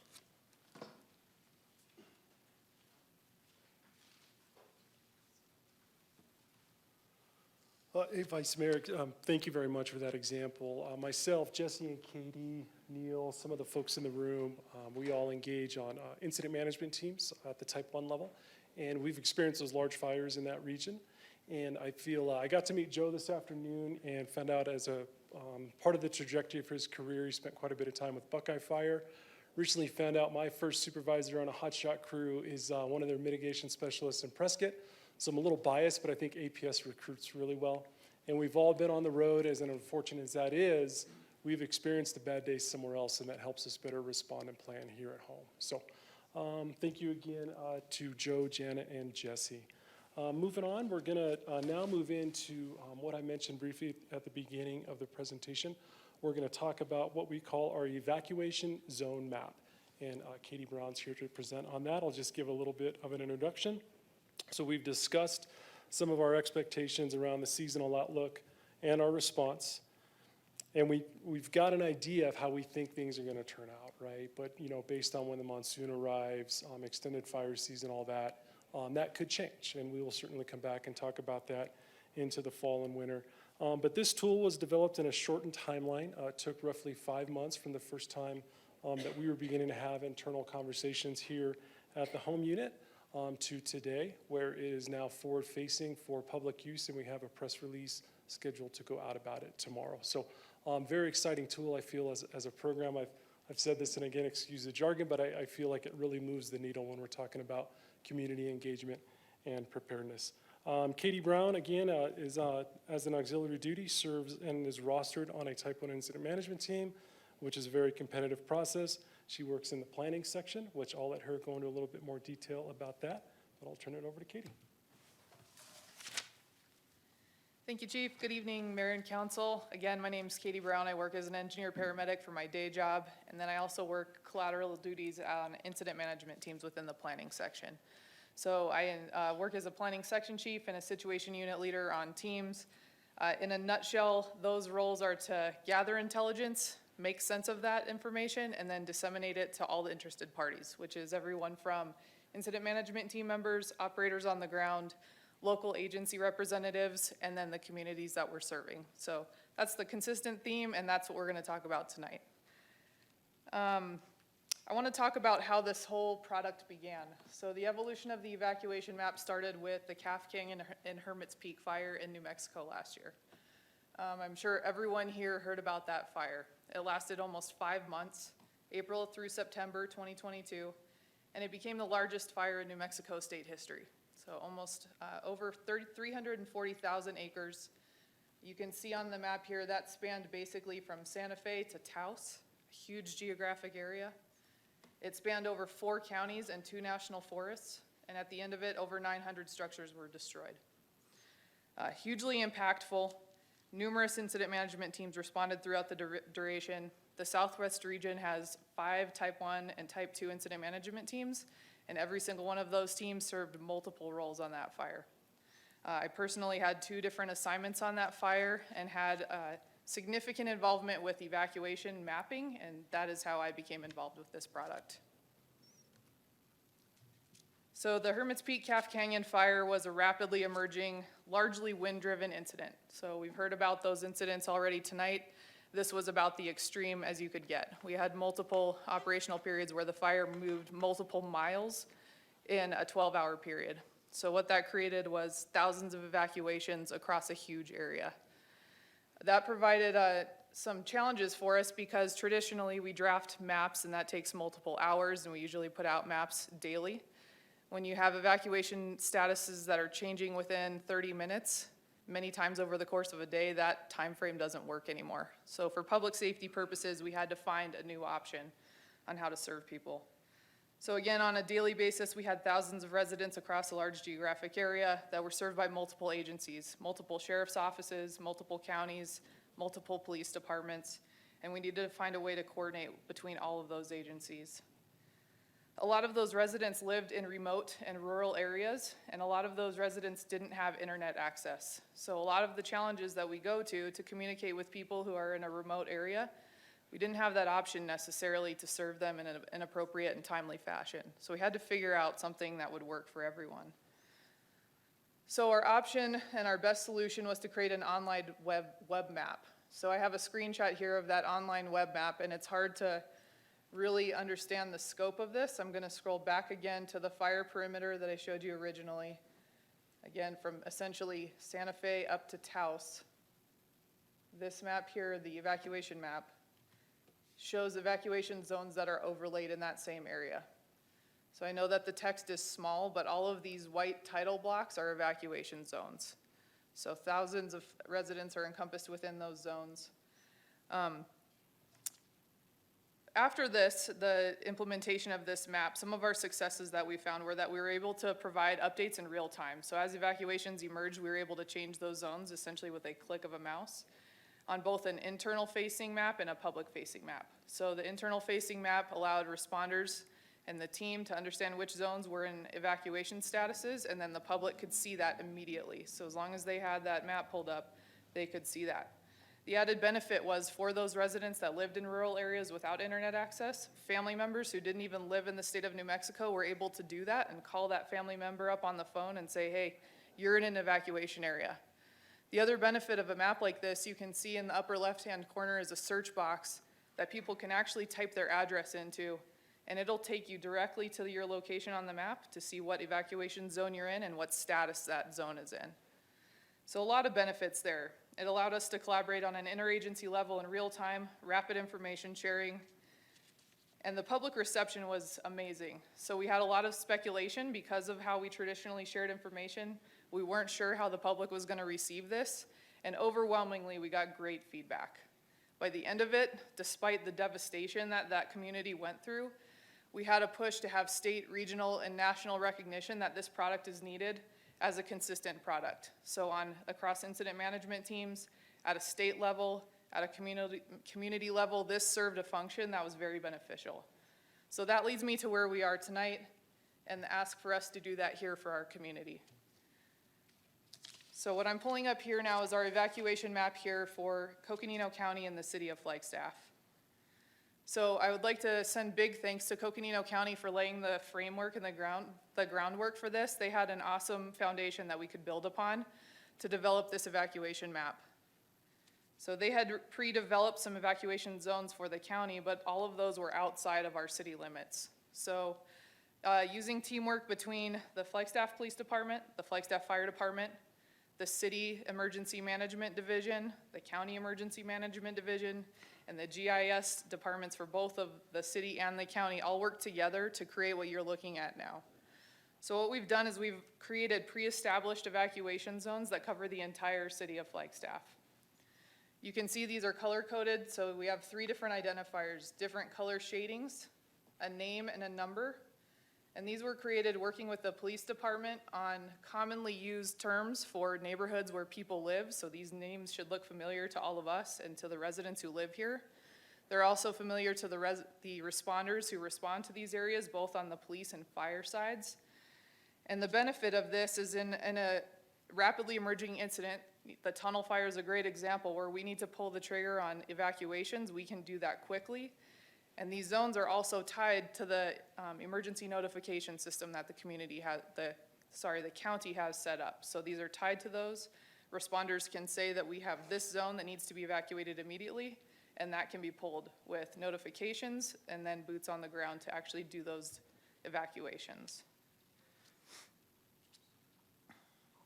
The other benefit of this is it allows residents to pre-plan a little bit.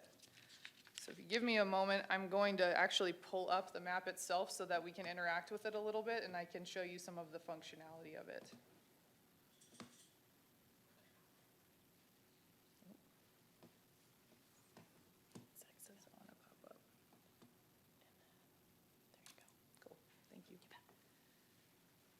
Okay, so this is the actual live map, and I'm going to zoom way in. When we first open the map, it's focused to encompass the entire county. So you'll see every zone across the county and the city.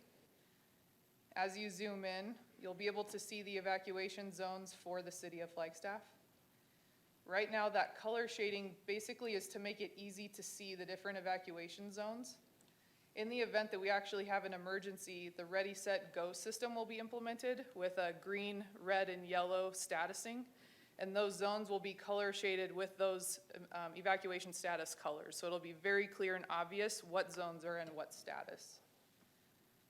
So the coolest part about this map is that you can continue to zoom in down to the parcel level and be able to see exactly where you are in relation to what evacuation zone. I also mentioned the search status, so I'm going to demonstrate our location right now.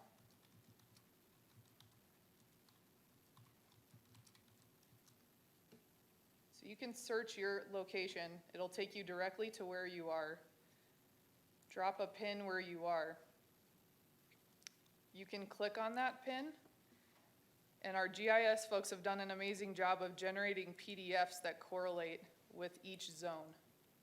So you can pull up this PDF that lists your evacuation zone at the top.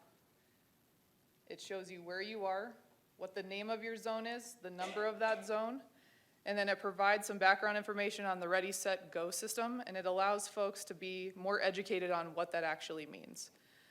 And in my mind, this allows our community to pre-plan for themselves a little bit better. So they can print this out, they can put it on their fridge, they can have that in mind before an emergency actually occurs.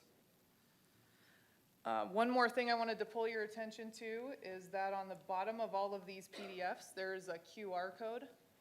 Anyone that has their phone, if you want to scan that right now, you can scan that QR code right now and pull up this map.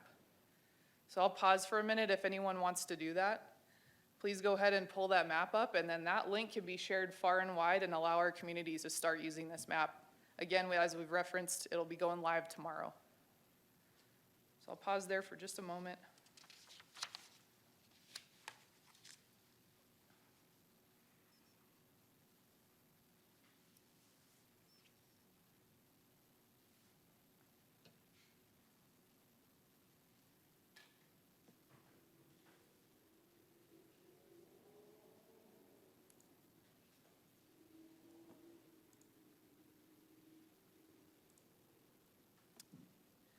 And just to summarize, I'd like to create the bigger picture on why this is important. So the city of Flagstaff is increasingly utilizing the Incident Command System, ICS, to respond to emergencies that span across multiple city divisions. You guys might recall the winter storm that we had this past winter where the city stood up a Type 3 incident management team to respond to that. When we have those big incidents, even snowstorms, multiple divisions have to respond and coordinate it accordingly, and incident management teams allow that to be much more efficient. So as we do this, using tools like this allow us to collaborate on an interagency level that is much more efficient than we've traditionally done. And then the long-term benefit of this by implementing these things is in the event that we have something that escalates beyond our local capacity, This seamlessly provides work to incident management teams coming in, and ultimately just serves our community members in a much more efficient way. And that is all I have, and I have time for any questions if anyone has any questions. Otherwise, I'll kick it back to Chief Olchogi. Questions, staff? I have a quick question. If there's a widespread emergency, and what is the process for knowing which route you should take if, it's just everywhere? Right. It's highly dependent on the incident. So to give you a vague answer, it just depends. If a fire's burning a certain direction, that will determine the best egress. If a storm takes out roadways in another situation, that depends on the egress. The responders will definitely be identifying that and communicate that as a part of the emergency 911 response. Okay, that route would not show up on the live map, though, is that correct? So one of the things we have discussed is working with the AZ 511, which is the transportation maps with road closures. In the event that road closures do occur, that is the desire, is to be able to implement this in that map as well. So any road closures would be displayed.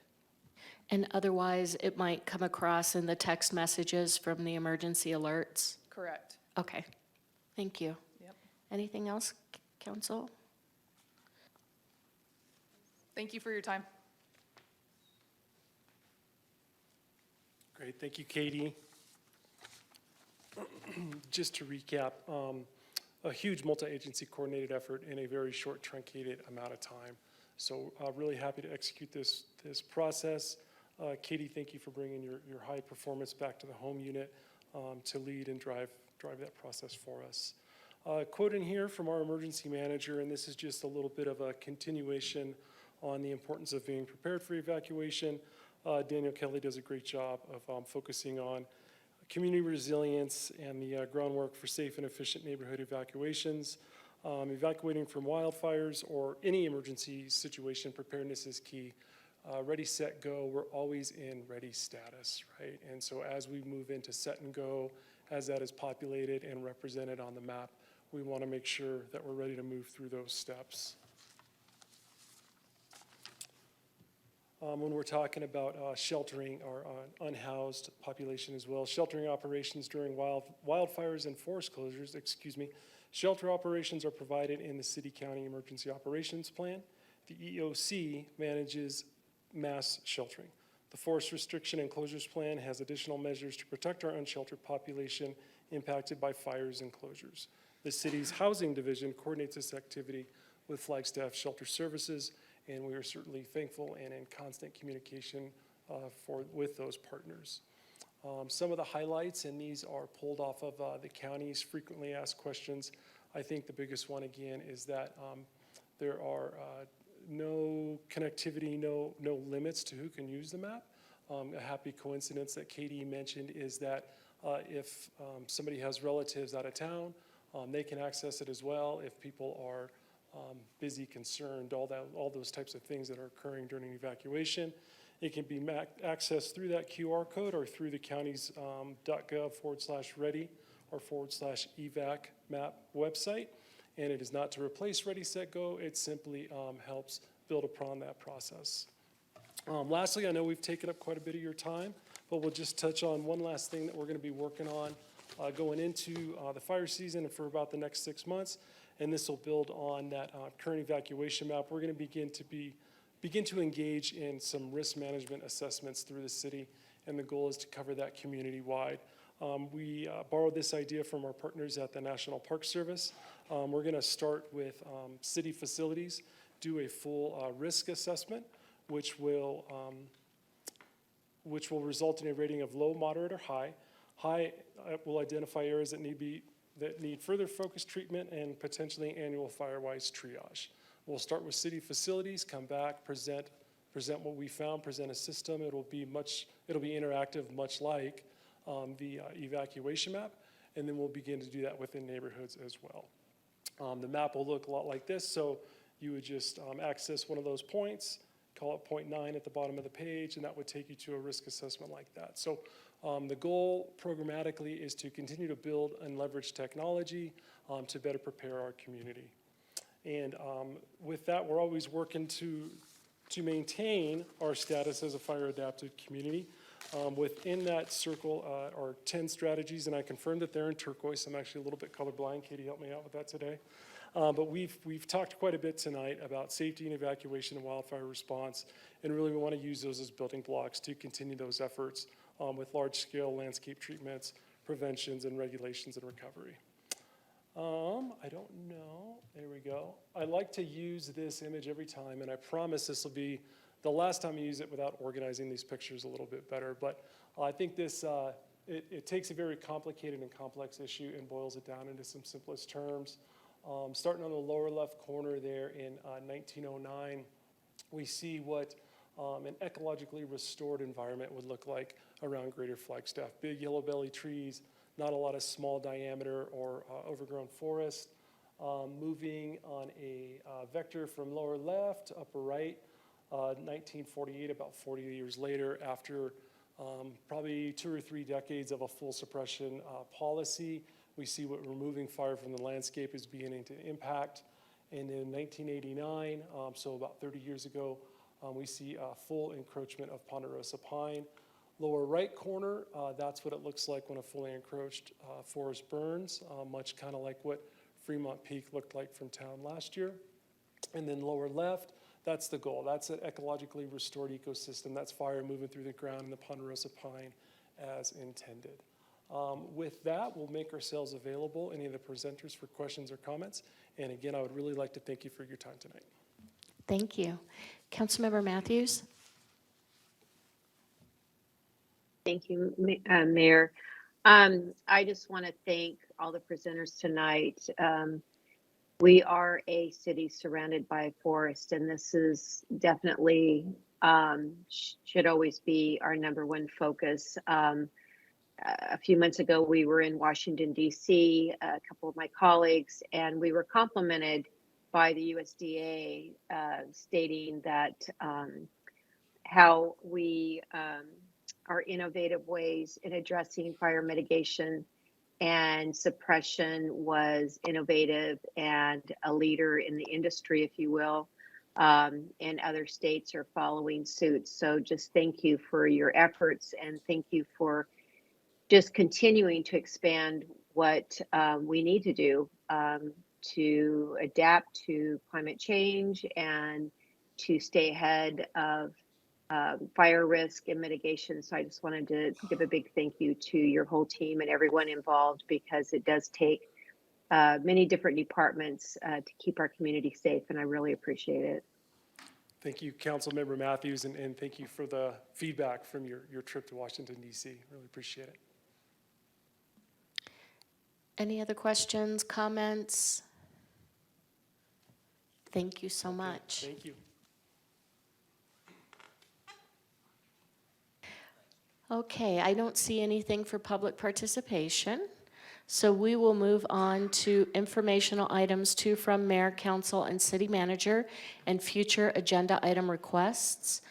So let's start with Councilmember House.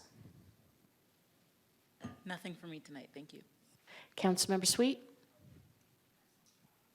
Thank you, Mayor. Summer is quickly approaching, and I want to remind everyone that Friday is our first Friday Art Walk downtown. Saturday and Sunday is the kickoff to festival season. Hullabaloo will be at Wheeler Park. And if you haven't been to the farmer's market yet, you should definitely go. It's a lot of fun, and a lot of great vendors are attending there. Thanks. Councilmember McCarthy. Well, thank you. I might mention that MetroPlan had an advance this last week where the Executive Committee, the Management Committee, and the Technical Advisory Committee came together, and we met for 3 hours and talked about, basically what MetroPlan is going to be working on over the next year or two. A good meeting. Thank you. Vice Mayor. Sure, thank you. I will take a minute here. There's been a lot to update you all on. I'll be brief, but also thorough. I passed on this last week, so going back 2 weeks, I'm gonna start most recently and work my way backward. wonderful Memorial Day weekend. My family and I backpacked a portion of the Arizona Trail up by Lake Mormon over the past 3 days. It's very nice to sit down in a chair for a couple hours this afternoon. This weekend, this past week, I was in San Antonio with Discover Flagstaff team for the International Tourism Annual Convention that just happened to be in San Antonio this year. Wonderful experience. Excuse me. We were there with our Discover Flagstaff team, Lowell Observatory, some of our hoteliers, and it was really neat opportunity to see the sausage getting made in terms of how we package Flagstaff to international tourist groups looking to place lone travelers and groups coming through the Grand Circle area in Flagstaff and show them a great time. It was really neat to be able to highlight the impending launch of the Discovery Center up on Lowell. There's a new video that they've produced that imagines the interior and the exterior and what all that looks like. I highly recommend checking that out. Very exciting. I think that's going to be an amazing boon to tourism in Flagstaff above and beyond what we already experience, and we should get ready for it. In addition to being in San Antonio, I, of course, attended the council meeting. I attended the Tourism Commission meeting. There was a Sustainability Commission meeting.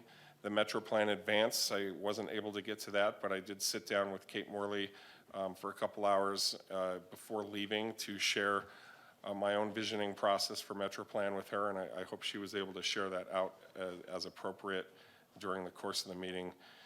There was, let's see, getting back into it here, one of the highlights, I really want to go back a week to share with you all, and Mayor, perhaps you'll be able to elaborate on this a little bit. Both of us were invited to attend a meeting at the Grand Canyon National Park, hosted by Deb Haaland, our Secretary of the Interior, and co-hosted by Representative Raul Grijalva, to discuss a protected area that's being proposed for national monument status involving the Supai and Havasupai tribe. Really wonderful honor and privilege to get invited to that meeting. The mayor and I both had a chance to speak on behalf of Flagstaff's role and represent the viewpoint and the voice that we brought forward. We'll see where that goes. It was a really great meeting of the minds. And I think I'll leave it there. Oh, I also had, I'm glad I mentioned this, chaired the, this month, CPWAC, the Coconino Plateau Water Advisory Council meeting, which I just have to give a shout out to our city manager. Usually during these monthly meetings, we have planned a lengthy presentation and conversation and Q&A, something involving water conversations around the plateau. And this month's meeting was scheduled to be with Ed Schenk, who is going to talk to us at length about the Rio to Flag project. And he had to get pulled away from that at the last minute, which is the nature of his job. But our city manager, Greg Clifton, slipped into that chair and pinched hit and talked for at least a good hour and answered questions, some tough questions from our membership about the Rio to Flag project. Really, really well done, slipping in there. I imagine you could do that with almost any project in town. I don't know that all city managers could do it with that level of detail and attention. Very, very impressive work, so thank you. Thank you. Councilmember Harris? Thank you, Mayor. I can't remember the date now because it's been my brain is shot. But anyway, I went and participated at a session with NALA out at the Museum of Northern Arizona. The group asked us quite a few questions about a whole bunch of things. And so it was nice to have an opportunity to talk to a group of Flagstaff leaders about just city issues. and I'm sure we'll hear from them again.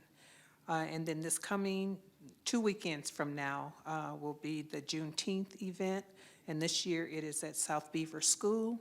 And so I encourage everyone to come out and enjoy the festivities. And it starts at 10 a.m. on Saturday, November 17th, and we go until about 4 or 5 o'clock. So music, hot dogs, snow cones, a lot of history about Juneteenth and some other things. So thank you.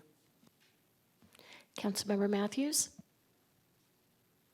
Thank you, Mayor. I too was invited to speak at just an open panel at the NALA event with Councilmember House and Harris, and it was a great event, well attended, and it was great to hear from the community and hear what's most important on their minds, and just participate with that and share our thoughts and our ideas. So I appreciated that. So that's all I have for right now. Thank you.